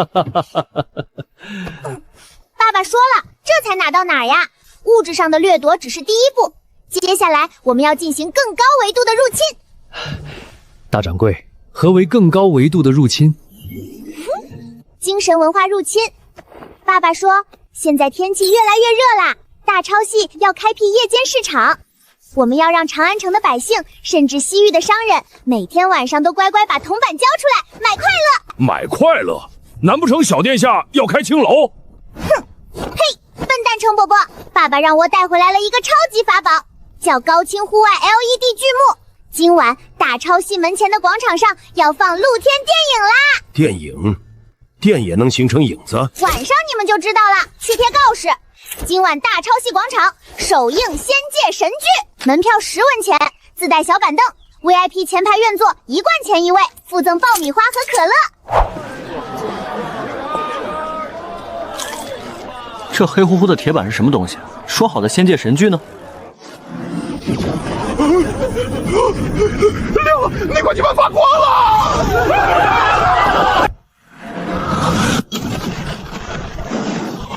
那是何方神圣，竟然一棒子打碎了南天门！神迹，这是真正的仙界流影啊！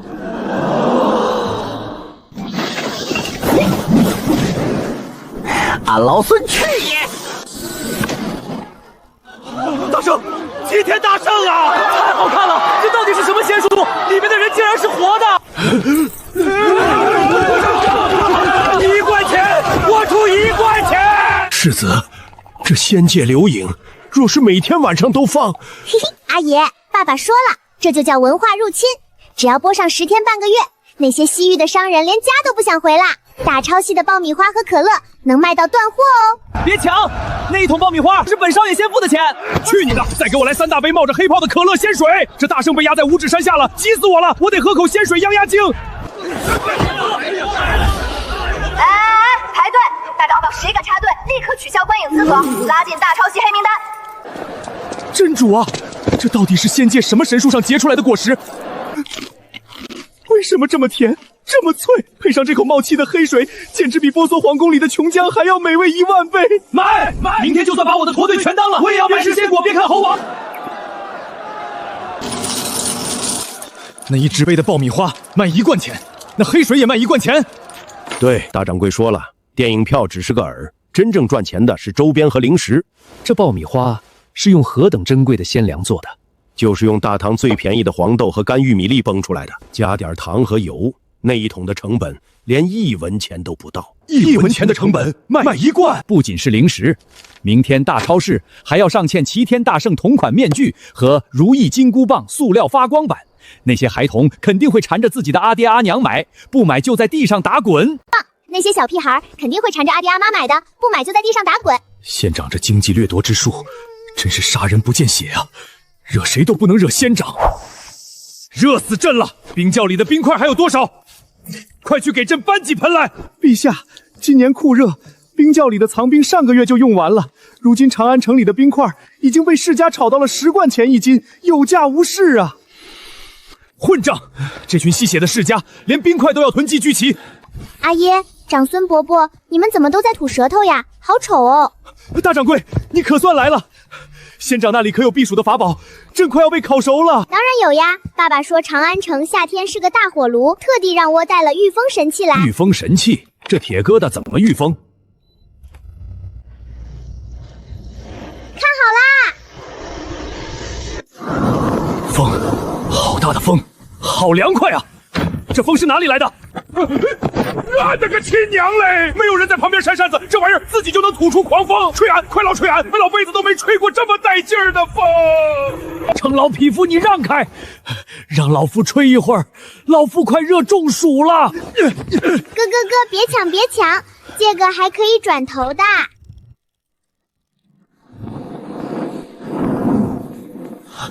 仙家法器，真的是仙家法器！有此神物，就算外面下火海，镇着甘露殿也是仙境啊！阿爹，爸爸说了，这种叫落地扇的神器，仓库里还有1万台。1万台，全给朕搬来！朕要给宫里每一个嫔妃，给6部尚书全配上，剩下的拿去大唐超市卖100贯，不，卖500贯一台。哼，阿爷太小气啦！长安城的钱赚得差不多了。爸爸说，这批风扇不卖给大唐人，专门卖给那些西域来的胡商。卖给胡商？为何？爸爸说，西域到处都是沙漠，比长安热100倍。那些胡商要是吹过咱们的风扇，绝对受不了沙漠里的毒太阳。我们要搞大唐超市西域加盟计划，从玉门关到高昌，再到西巴，要他们交出10万两黄金的加盟费，就可以在他们的地盘开一家大唐超市的分店。只有加盟店才有资格售卖我们的落地扇、冰镇可乐、红油火锅和爆米花。陛下，小殿下此计简直是吞天之谋啊！如此一来，不仅整个西域的财富能源源不断的流入大唐，更重要的是，西域的民生将被我大唐牢牢卡住脖子。一旦西域百姓渐渐喜爱上中原吃食、日用器物、各类文艺杂赏，若是哪天敢不听话，大唐只需断了他们的货物供给，不用大军出动，他们自己国内的百姓就会造反。好一个经济命脉控制，好一个加盟店！传旨，即刻召集红驴寺所有外国使臣和胡商首领，朕要在太极宫亲自给他们吹这仙界的御风神器。朕要让这大唐超市的牌匾插满丝绸之路的每一个绿洲。这大唐皇帝到底要干什么？如此酷暑将我们召来，是想把我们烤成肉干吗？谁知道呢？听说连突厥和高窗都被大唐降服了，咱们还是小心为妙，少说话。宣诸国使臣商贾觐见。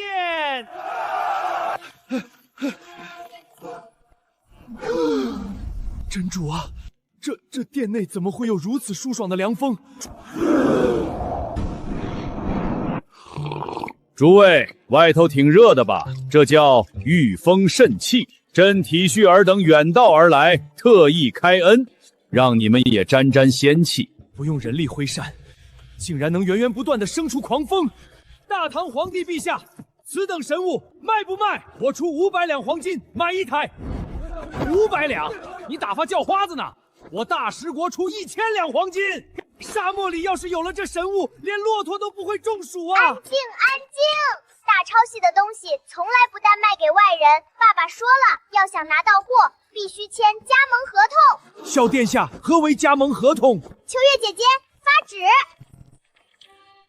这叫区域独家代理，交10万贯加盟费，大唐超市就会在你们的国家挂牌开分店。从今往后，御风神器、仙界火锅、冰霜可乐，只有大唐超市能卖。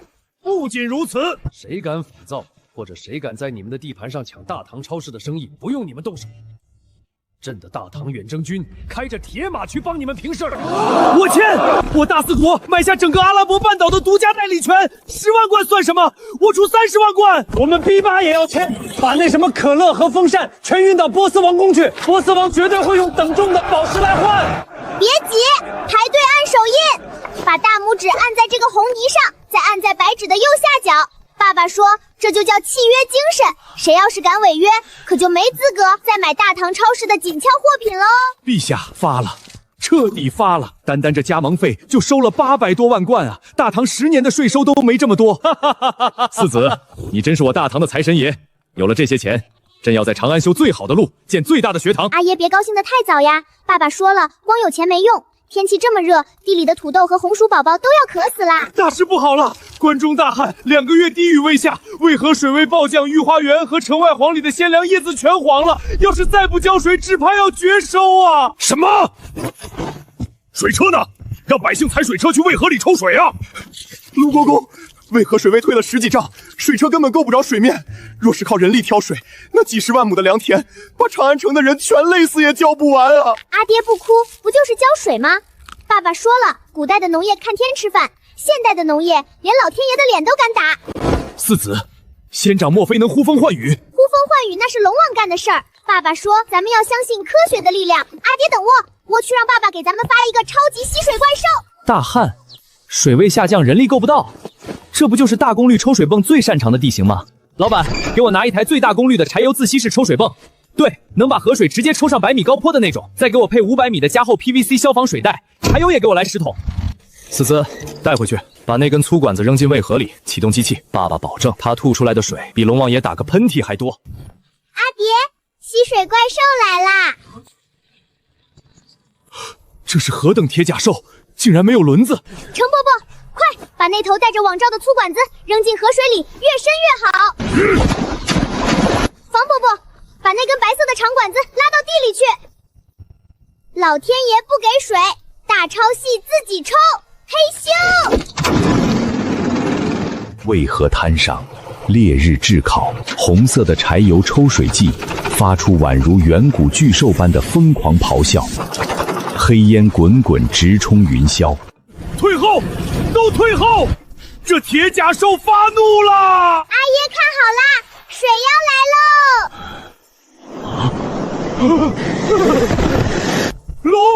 白龙现世了！这管子怎么没动静？房伯伯快闪开，水炮要发射啦！哎呦我的娘嘞！水真的是水，比龙王爷打喷嚏还要猛的水呀！天灾又如何？朕就用仙长的法器把这渭河的水硬生生抽干。有此神物，大唐何惧旱魃？阿爷，这机器要喝黑水才能干活哦。爸爸说了，只要燃料管够，这怪兽能抽到渭河断流。喝，给他喝。若是这黑水没了，朕就是用金子去仙长的那里换，也要保住大唐的命脉。阿爷，既然咱们连河水都能抽上岸，那为什么不把水直接冲到长安城的家里去呢？抽到家里？大掌柜，你昨日说的把水抽到家里，便是用这铁疙瘩。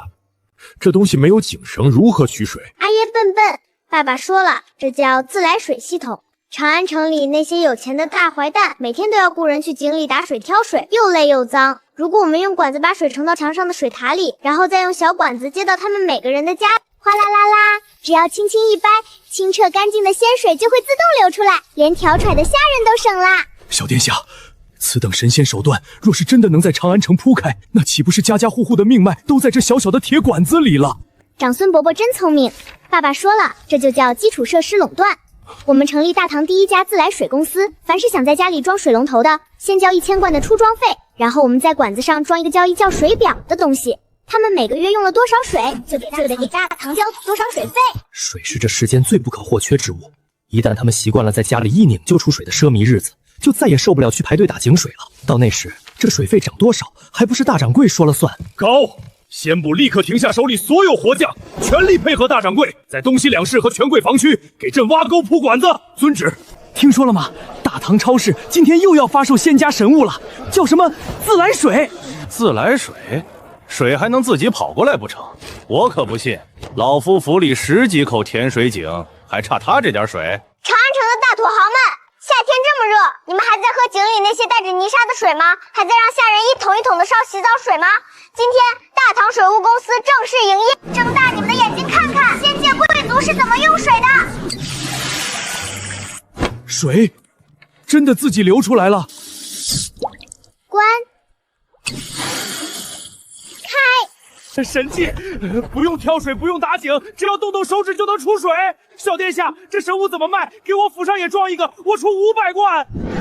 500贯你也好意思开口？这种身份象征的神器，起码得1000贯。小殿下，给我家先装，老夫出2000贯，立刻去高府铺设那个白色的管子。排队！大唐水务童叟无欺，出装费1000贯，水费按月结清，逾期不交费的，立刻拉闸停水。仙长啊，仙长，朕用刀剑打下的江山，竟然不如你用几根塑料管子赚得多。这大唐怕是早晚要被你这大唐超市给彻底接管了。渭河滩上烈日炙烤，自来水铺设半月后，长安城的权贵们虽然享受到了拧开出水的便利，但也迎来了新的烦恼。这叫什么事儿啊！老爷，这水生木水木盆根本接不住，咱们评委洗个手，这院子就成水坑了。大唐的排水系统根本接不住这源源不断的自来水。走，去大唐超市，老夫花了足足2000贯出装费。这小殿下只管进水，不管排水，这分明是坑人嘛！大掌柜，高爱卿说的在理，这自来水虽好，但若是弄得满地泥泞，这体验可有大打折扣了。嘿嘿，高伯伯上当了。爸爸说了，这就叫饮料，真正的大头在后面呢。什么？老夫花了2000贯，只是个饵。高哥哥，睁大眼睛看看，这叫仙界精装豪华卫浴。这白色的瓷砖竟如此平整光洁，比皇宫里的汉白玉还要亮啊！啧啧，此为何物？阿耶，这叫花洒，洗澡用的。接上自来水管，水就会像春雨一样细密的洒在身上，站着沐浴，如春雨般绵密。不仅如此哦，这个才是整个卫浴的灵魂——现代抽水马桶。抽水马桶，马桶老夫知道，但这抽水二字作何解？秋月姐姐上食物。暴殄天物，暴殄天物啊！如此极品、毫无瑕疵的白瓷，竟然被仙长拿来做逆器。这等极品白瓷，若是做成花瓶，少说也能卖上万贯啊！阿爹，仙界的瓷器不值钱，这就是个用来拉臭臭的工具。高伯伯，你上完厕所不需要用土掩埋，也不需要下人去倒，只要轻轻按下这个按钮，哗啦，所有的臭臭就会被极强的水压瞬间冲进埋在地下的 PVC 排污管道里，直接冲到城外的化粪池。上厕所也能变成一种没有极致的享受。小殿下，老夫买这个什么精装卫浴，老夫全包了。要多少钱？5000贯够不够？高伯伯格局小啦，全套防水防滑地砖加上花洒、陶瓷抽水马桶、不锈钢毛巾架，原价3万贯，28100百道石瓜加排污管道施工。 28000就28000，只要能用上这神物，老夫豁出去了。四子，那个给阿鳖的甘露殿，还有你母后的立正殿，也先装上10套。朕突然觉得，不用这抽水马桶，这大唐的皇帝当的都没滋味了。没有抽水马桶的豪宅，根本不配叫豪宅。陛下，自从装了这仙家马桶，这甘露殿里连一丝异味都没了。小殿下的神物，当真造福万民呐！造福万民，是造福了朕，掏空了百官的钱袋子。仙长有那么多神奇的法器，为何这夜晚照明还是如此昏暗？这烛火熏得朕眼睛生疼啊！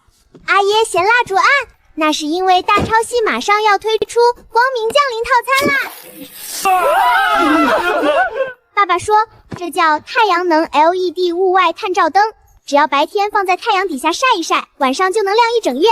阿爷，爸爸说了，大唐的百姓晚上太无聊了，天一黑就睡觉，这太耽误我们赚钱啦！耽误赚钱？对呀，我们要搞夜间经济。爸爸让我带了1万盏这种太阳能路灯，我们要把出去大街和大超市门前的广场照得像白天一样亮。阿爹，取消宵禁吧，大超市要打造一条彻夜狂欢、日进斗金的大唐不夜城。自古以来，大行刑期严格的宵禁制度。日落光门，击鼓600下后，方门紧闭。街上不仅是为了防范盗贼，更是为了皇权的绝对安全。不可，万万不可！陛下，夜黑风高，若无宵禁，长安城必将盗贼四起，刺客横行。那所谓的夜间经济，分明是亡国音呐！陛下，魏大人言之有理。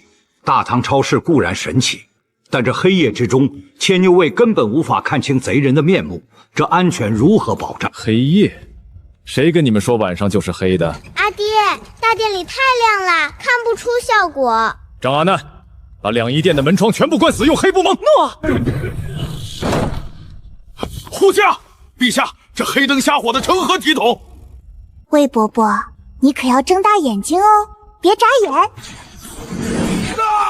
老夫的眼睛！这是把天上的雷电封印在铁壳子里了吗？卫青，你现在告诉朕，若是朕先将这种神灯挂满朱雀大街和东西两市，让长安城的夜晚亮如天亮，那些盗贼刺客还有胆子出来作乱吗？不仅如此哦，爸爸说了，这叫太阳能光控路灯，不需要点火，不需要添油，白天太阳一晒，天一黑，它自己就会亮，连更夫都省啦。自己发光。自今日起，自取消东西两市及朱雀大街的宵禁，大唐不夜城今夜正式开街。可能没有月亮的晚上黑灯瞎火的，朝廷不怕出乱子吗？你懂什么？听说大唐超市在街两旁的树上挂满了仙界的法器。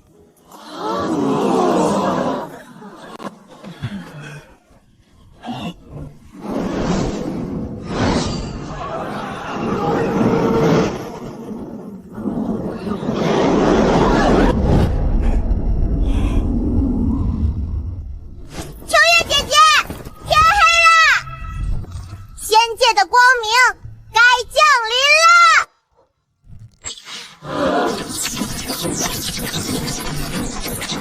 了！亮了！天哪，铁疙瘩自己发光了！这是真神下凡啊！竟然把白昼强行留在了人间！神迹，不点火，不添油，天黑自明。我大唐得仙长庇佑，此等万世之光，定能照耀千秋啊！看啊，这便是朕的大唐，这便是仙长赐予大唐的不夜城。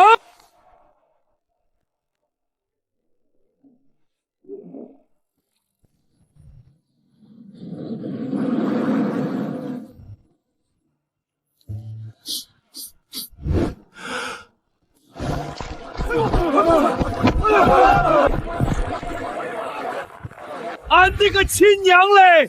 什么味道这么香？俺的魂儿都要被勾走了！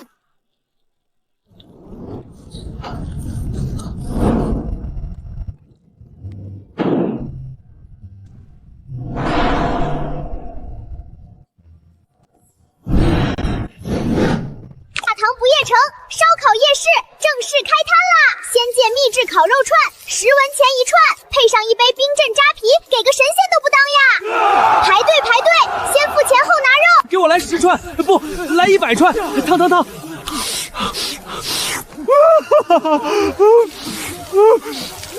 太好吃了，又麻又辣。这上面的粉末简直有毒，吃了就停不下来啊！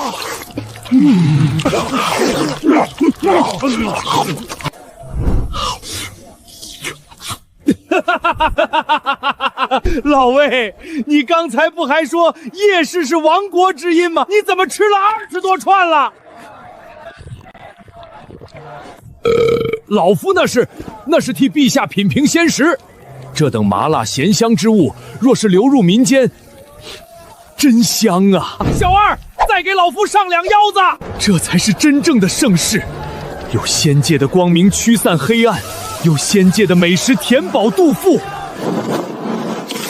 这一晚上的夜市税收，恐怕又要刷新大唐户部的认知极限了。大唐不夜城的开启，让长安城的夜晚变成了真正的销金窟。烧烤、啤酒、路灯、电影，大唐超市犹如一台恐怖的抽水机，日夜不停地将大唐的财富抽干。然而，被逼到绝路的世家门阀，终于祭出了他们传承100年最致命的终极点牌——知识垄断。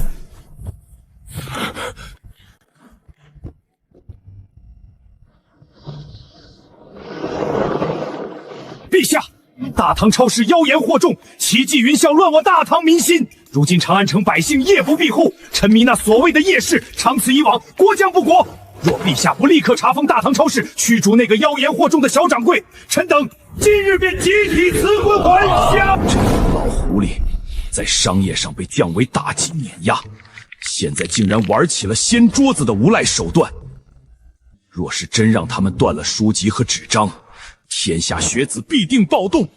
不仅如此，若是陛下执意偏袒，我五姓齐望名下的所有造纸坊、印书局将无限期停工，所有世家私塾停止向朝廷输送学子。崔宏度，你敢威胁陛下？你们这是在绝大唐的根基！威胁？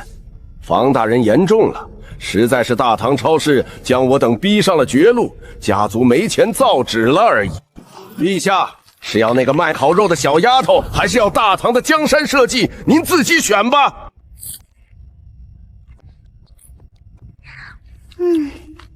怎么没钱造纸啦？崔老头，你刚才说你们家的纸很贵，不卖给阿叶啦？荒口小儿！造纸之术乃我世家不传之秘，秘费甚巨。一张上好的纸便值100文，没了我们的纸，朝廷连下圣旨都没东西写。谁说要用擦嘴的纸写字啦？秋月姐姐，把昨天爸爸刚送来的那个叫 A4 的方块搬上来。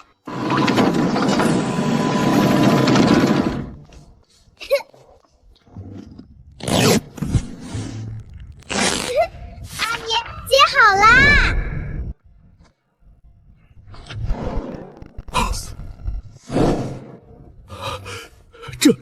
这世间竟有如此纯净的纸张，厚薄均匀，毫无纤维纹理，平滑如镜。陛下，快赐笔墨，老臣要试试。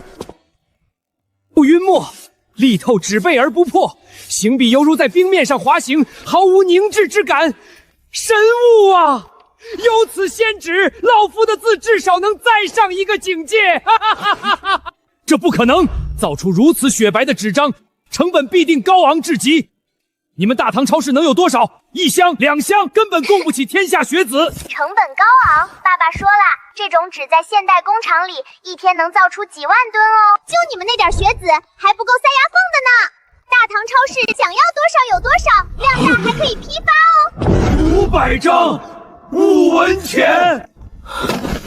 好，就算你们纸张便宜，但书籍呢？圣人之言，需要大儒一笔一画去抄写。我世家垄断天下典籍，就算你有纸，天下寒门学子依然无书可读。哎，无书可读，你们的纸不过是废纸一堆。唉，秋月姐姐上大杀器，把爸爸昨天用胶印机印出来的东西推上来。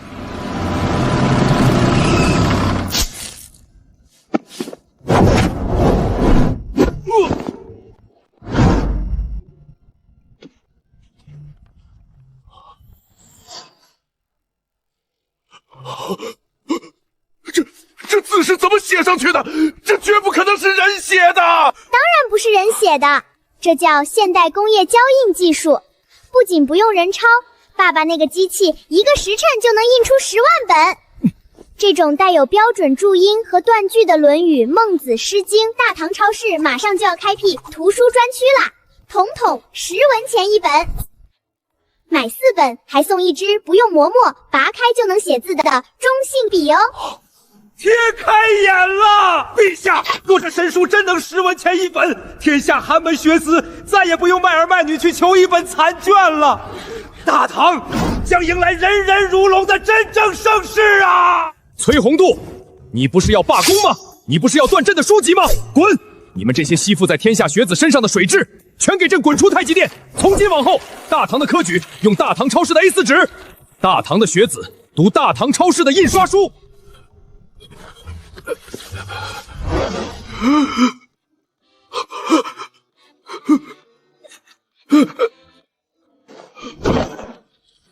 A4 纸与10文钱精装书的问世，如同长了翅膀般，在短短1个月内传遍了每一个州县。天下寒门学子听闻长安城有无错字的神书，纷纷变卖家产，犹如朝圣般疯狂涌入长安，准备参加即将到来的秋闱恩科。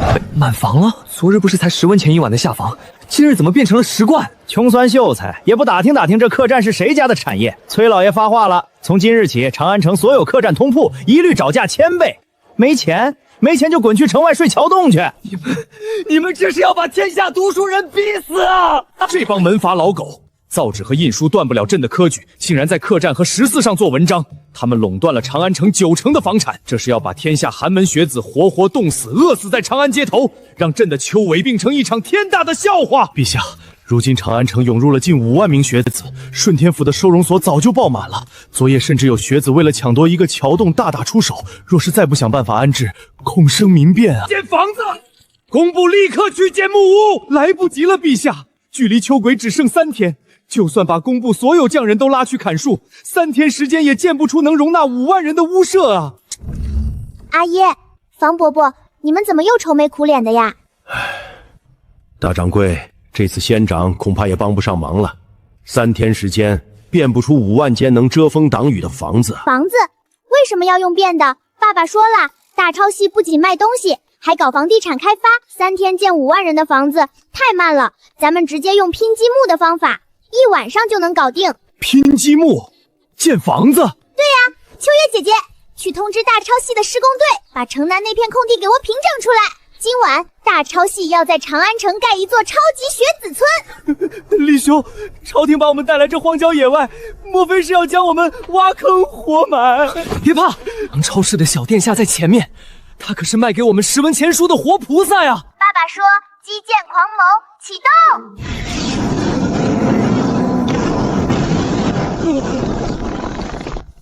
那是何物？这是全精装折叠集装箱板房，施工队上。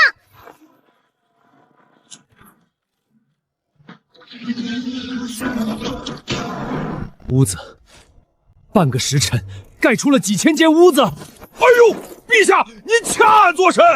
这铁房子是真的。学子们排队入住了，仙界学子村8人一间，里面有高低床、海绵垫，一晚只要2文钱住宿费。不收世家的黑心钱，竟然还亮着仙灯！苍天有眼，陛下圣明，大唐超市救了我们啊！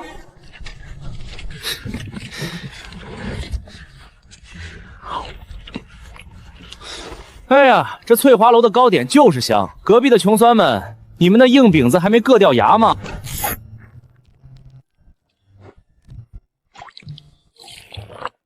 盖上盖子，用带来的那本 A4 纸书压住。默数100声。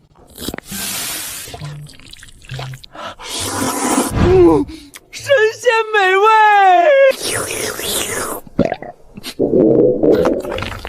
那是什么神仙吃食？为什么这么香？我的口水止不住了！中了，我中了！第1名，会员是我！前10名居然全是我寒门子弟！世家的人呢？崔家的那个神土崔浩呢？考个屁呀！舅舅，我们在考场里被他们那个叫泡面的仙师折磨了3天3夜，满脑子都是红烧牛肉味儿，连题目是什么都没看清就交卷了。哈哈哈哈！痛快！朕登基以来，这是最痛快的一天。世家的知识垄断被10文钱的书、2文钱的集装箱和1桶泡面打得粉碎。大掌柜，这集装箱学子村能不能长久留在长安？当然可以呀，铁皮房子不怕风吹雨打，放几10年都不会坏。好，传旨。将城南那片学子村正式改建为大唐皇家第1综合大学，所有教材由大唐超市用 A4 纸胶印机统一拼制，所有的食宿全部配备大超市的泡面、火腿肠和自来水卫浴。世家不是不给朝廷输送人才吗？朕不需要了，朕要用先长的工业手段搞大唐的义务教育。朕要批量培养能造铁马、能修水泵、能看懂仙界图纸的理工大儒。阿爹威武！爸爸说了，教育才是第1生产力，以后大学里的黑板、粉笔、投影仪，大超系全包了。不过嘛，这大学的食堂承包权、校服供应权，还有文具专卖权，必须全归大唐超市独家垄断哦。准了，大唐的未来就全拜托大超市了。转眼进入深冬，长安城迎来了一场100年不遇的暴雪，气温骤降，滴水成冰。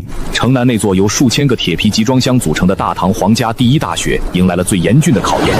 铁皮虽然崩风避雨，导热极快的集装箱内部简直犹如冰窖。家主，一切都安排妥当了。长安城及其周边800里所有的木炭、粗布、麻布已经被咱们5姓期望全部高价买断锁库。市场上现在连1块木炭皮都买不到。好，李世民不是把那些穷酸书生当宝贝吗？不是弄了什么铁皮房子吗？老夫倒要看看，在滴水成冰的燕冬，那些连件御寒棉衣都买不起的寒门学子，怎么在那铁冰窑里活下来？不出3日，那什么大唐大学就会变成一座停尸屋，那些妄图撼动世家根基的贱民，全都会变成硬邦邦的冰雕。陛下，冻死人了！昨夜城南大学里有几10名学子冻得手脚生了冻疮，连握笔都握不住了呀！安西寺是干什么吃的？去抢！去给朕把世家的炭厂砸了！砸不得，陛下，世家这次学乖了，他们没把木炭藏在长安，而是分散藏在了城外的隐秘庄园里。等我们找到，学子们早就冻死了。更何况，他们连做冬衣的麻布都收空了，学子们现在只能穿着单衣硬扛。阿爹，房伯伯，你们在玩什么游戏呀？为什么把自己包得像个粽子？大掌柜，你快别吃那冰疙瘩了。仙长那里可有御寒的仙家火盆？世家断了我们的木炭和布匹，学子们快要冻死在那铁房子里了。木炭那东西又脏又呛人。爸爸说了，真正的抗寒根本不需要生火。秋月姐姐，启动冬日暖阳大促活动，把大超系仓库里那些绿色的仙界铠甲全拉到大学去。李兄，我感觉手已经不是我的了。小兔崽子们，别睡！大掌柜来送仙界御寒神器了，快穿上！这叫加绒保暖内衣，贴身穿。这是什么仙家布料？竟然密不透风，而且里面的绒毛紧紧贴着肌肤，就像是在火盆边烤火一样暖和。这算个屁！重头戏在后面，穿上。暖和，太暖和了，比我阿爷盖了10年的老棉被还要暖和10倍。好宝贝，真是好宝贝啊！此物不仅御寒无敌，而且这颜色在山林中极易隐蔽。若是朕的远征军全员装备此等大衣，大唐铁骑就算是在隆冬腊月，也能直接杀穿辽东的冰天雪地啊！阿爷，这军大衣大超系卖1贯钱1件哦，概不赊账，从学子们以后的俸禄里扣。随便扣，传至百骑司，让他留着那些木炭给自己烧香吧。大唐的学子现在热的都想吃冰棍了。集装箱宿舍里虽然暖和，但一片漆黑，学子们求之若渴，想要在夜里挑灯夜战温习那些 A4 纸神书，却发现大唐的蜡烛贵得离谱，他们根本买不起。大掌柜，太阳能路灯只能装在室外照亮街道，这学子们在屋里要看书，若是用松天火把，不仅看不清，还容易把这学子村给烧了呀！太阳能板在冬天雪地里充电太慢了，爸爸说要彻底解决大学的用电问题，必须上硬核的工业巨兽。这又是什么神兽？这叫静音箱式柴油发电机，只要给它喝足了黑水水，它就能把一种叫做电的神仙法力，通过细细的通线传送到每一间铁皮房子里。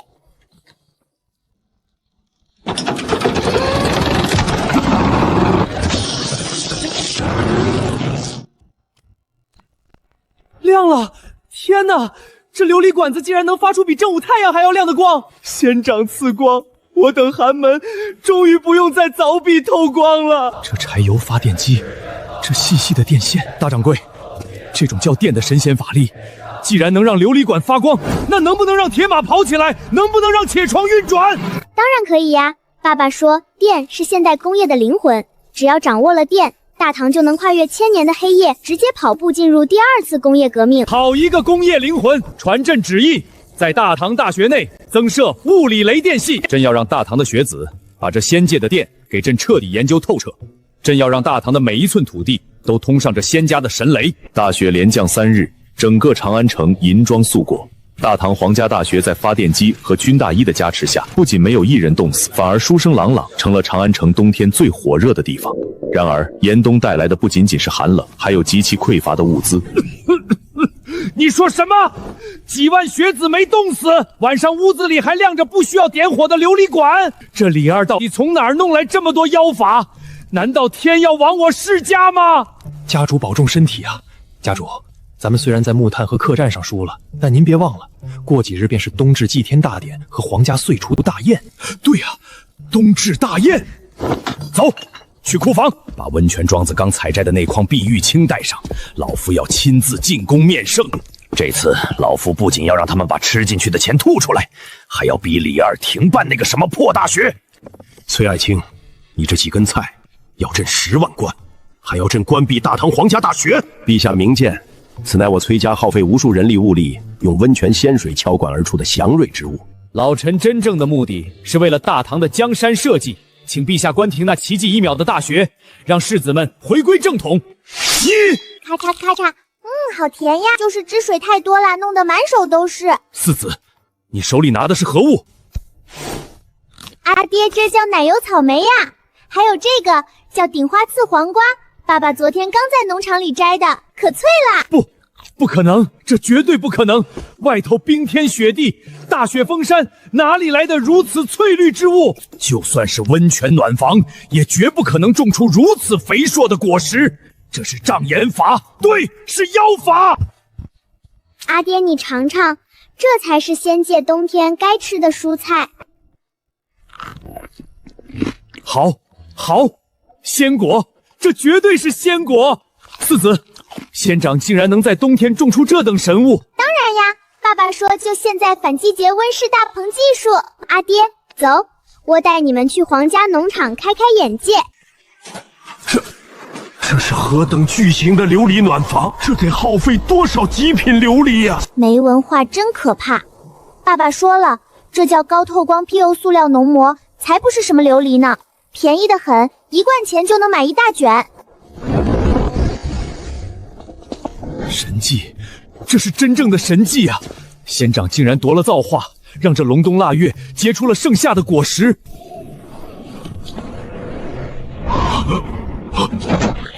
快把这碍眼的老东西拖走，别脏了仙长的地盘。小殿下，这绿皮大球，莫非也是吃的？程伯伯，快放下，那是爸爸培育的麒麟冰糖瓜。秋月姐姐，拿刀来！来，阿爷一块，房伯伯一块。甜，太甜了。在这3、9天吃上一口如此甘甜的瓜果，朕这皇帝当的，真是给个神仙都不换啊！阿爷，这些还只是冰山一角哦。爸爸说了，世家不是喜欢用绿叶菜来彰显身份吗？那咱们就用魔法打败魔法。明日起，大唐超市正式开启仙界生鲜专区，黄瓜、西红柿、小白菜还有这大西瓜，全部摆上货架。不过嘛，价格绝对不能便宜，咱们要卖的比世家的青菜更贵，包装的更精美。卖得更贵？小殿下，若是卖得太贵，百姓岂不是买不起？笨蛋房伯伯，反季节菜本来就不是卖给普通百姓的呀。爸爸说，这叫高贱之人群收割计划。长安城里多的是那些有钱没处花的富商和权贵，咱们用精美的礼盒包装，一根黄瓜卖他10贯钱，一个西瓜卖他100贯。只要贴上皇家特供仙界神果的标签，他们就算借钱也会排队来抢，买去送礼，买去炫耀。好一个收割权贵，好一个皇家特工，就按大掌柜说的办。赚来的钱刚好用来给大唐皇家大学建更多的铁皮房子，买更多的发电机。100贯一个的西瓜，给我来10个！我要在明天的寿宴上让长安城所有的同僚开开眼界。这红色的果子叫西红柿，1贯钱1颗，包圆了，全给老夫包圆了。随着塑料大棚的降维打击，大唐超市彻底垄断了长安城的冬季高端食材市场。转眼间，除夕将至，万国使臣齐聚长安，准备参加大唐1年1度规格最高、最彰显国威的岁除大宴。菜倒是好菜，有了大掌柜提供的仙界生鲜，这冬日里的黄瓜、西红柿定能让那些番邦蛮夷惊掉大牙。但这酒实在是太给大唐丢脸了。陛下，这已是宫中最好的剑南烧春和三乐江了，还特意过滤了3遍呢。你管这叫好酒？朕以前怎么没觉得这酒如此难以下咽？自从吃了仙界的美食，再喝这浑浊发酸的绿水，朕只觉得像是在喝泔水。阿爹，这可不怪大唐的酿酒师傅，实在是你们的提存技术太落后啦。大掌柜，你手里抱的莫非是仙界的仙酿？算程伯伯识货。这瓶子通体雪白如玉，竟然没有一丝杂质，但是这装酒的器皿就价值连城啊！阿爷，瓶子不值钱，里面装的才是真正的灵魂。香，太香了！这香味里竟然带着粮食的极致醇厚，没有一丝一毫的酸涩。拿酒来，快！陛下，琉璃盏备好了。清如水，亮如镜，这世上竟有如此纯净的酒。阿爹，这叫高度蒸馏白酒，度数很高哦，你要小口抿，千万别一口闷。陛下，老臣替您试毒。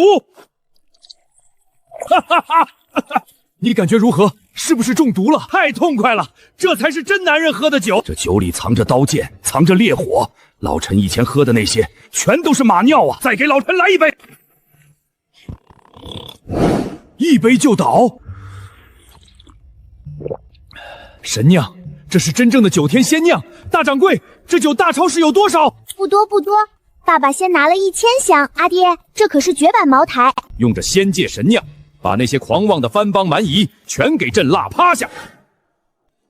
听闻大唐最近出了个仙谱，弄出了不少奇迹秘装，不过是些哄人的把戏罢了。论礼仪之邦，论风雅，大唐未必能永远压制我等。等会儿便能见识大唐的国宴了。若是菜肴平平，我等回去后也好向天皇禀报，大唐不过外强中干。皇上驾到！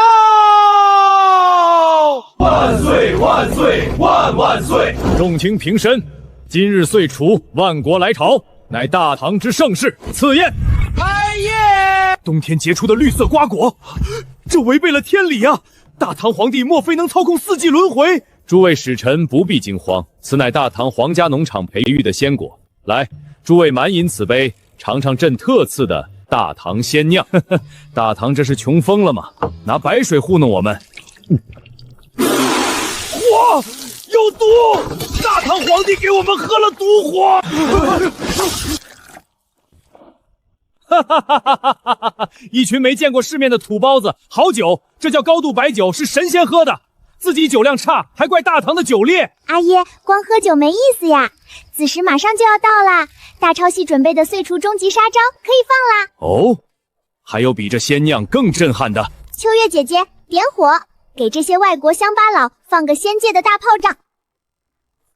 保护陛下，有刺客！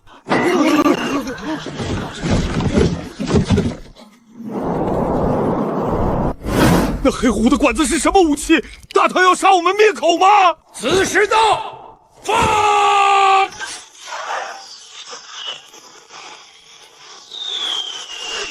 天雷！大唐降下天雷了！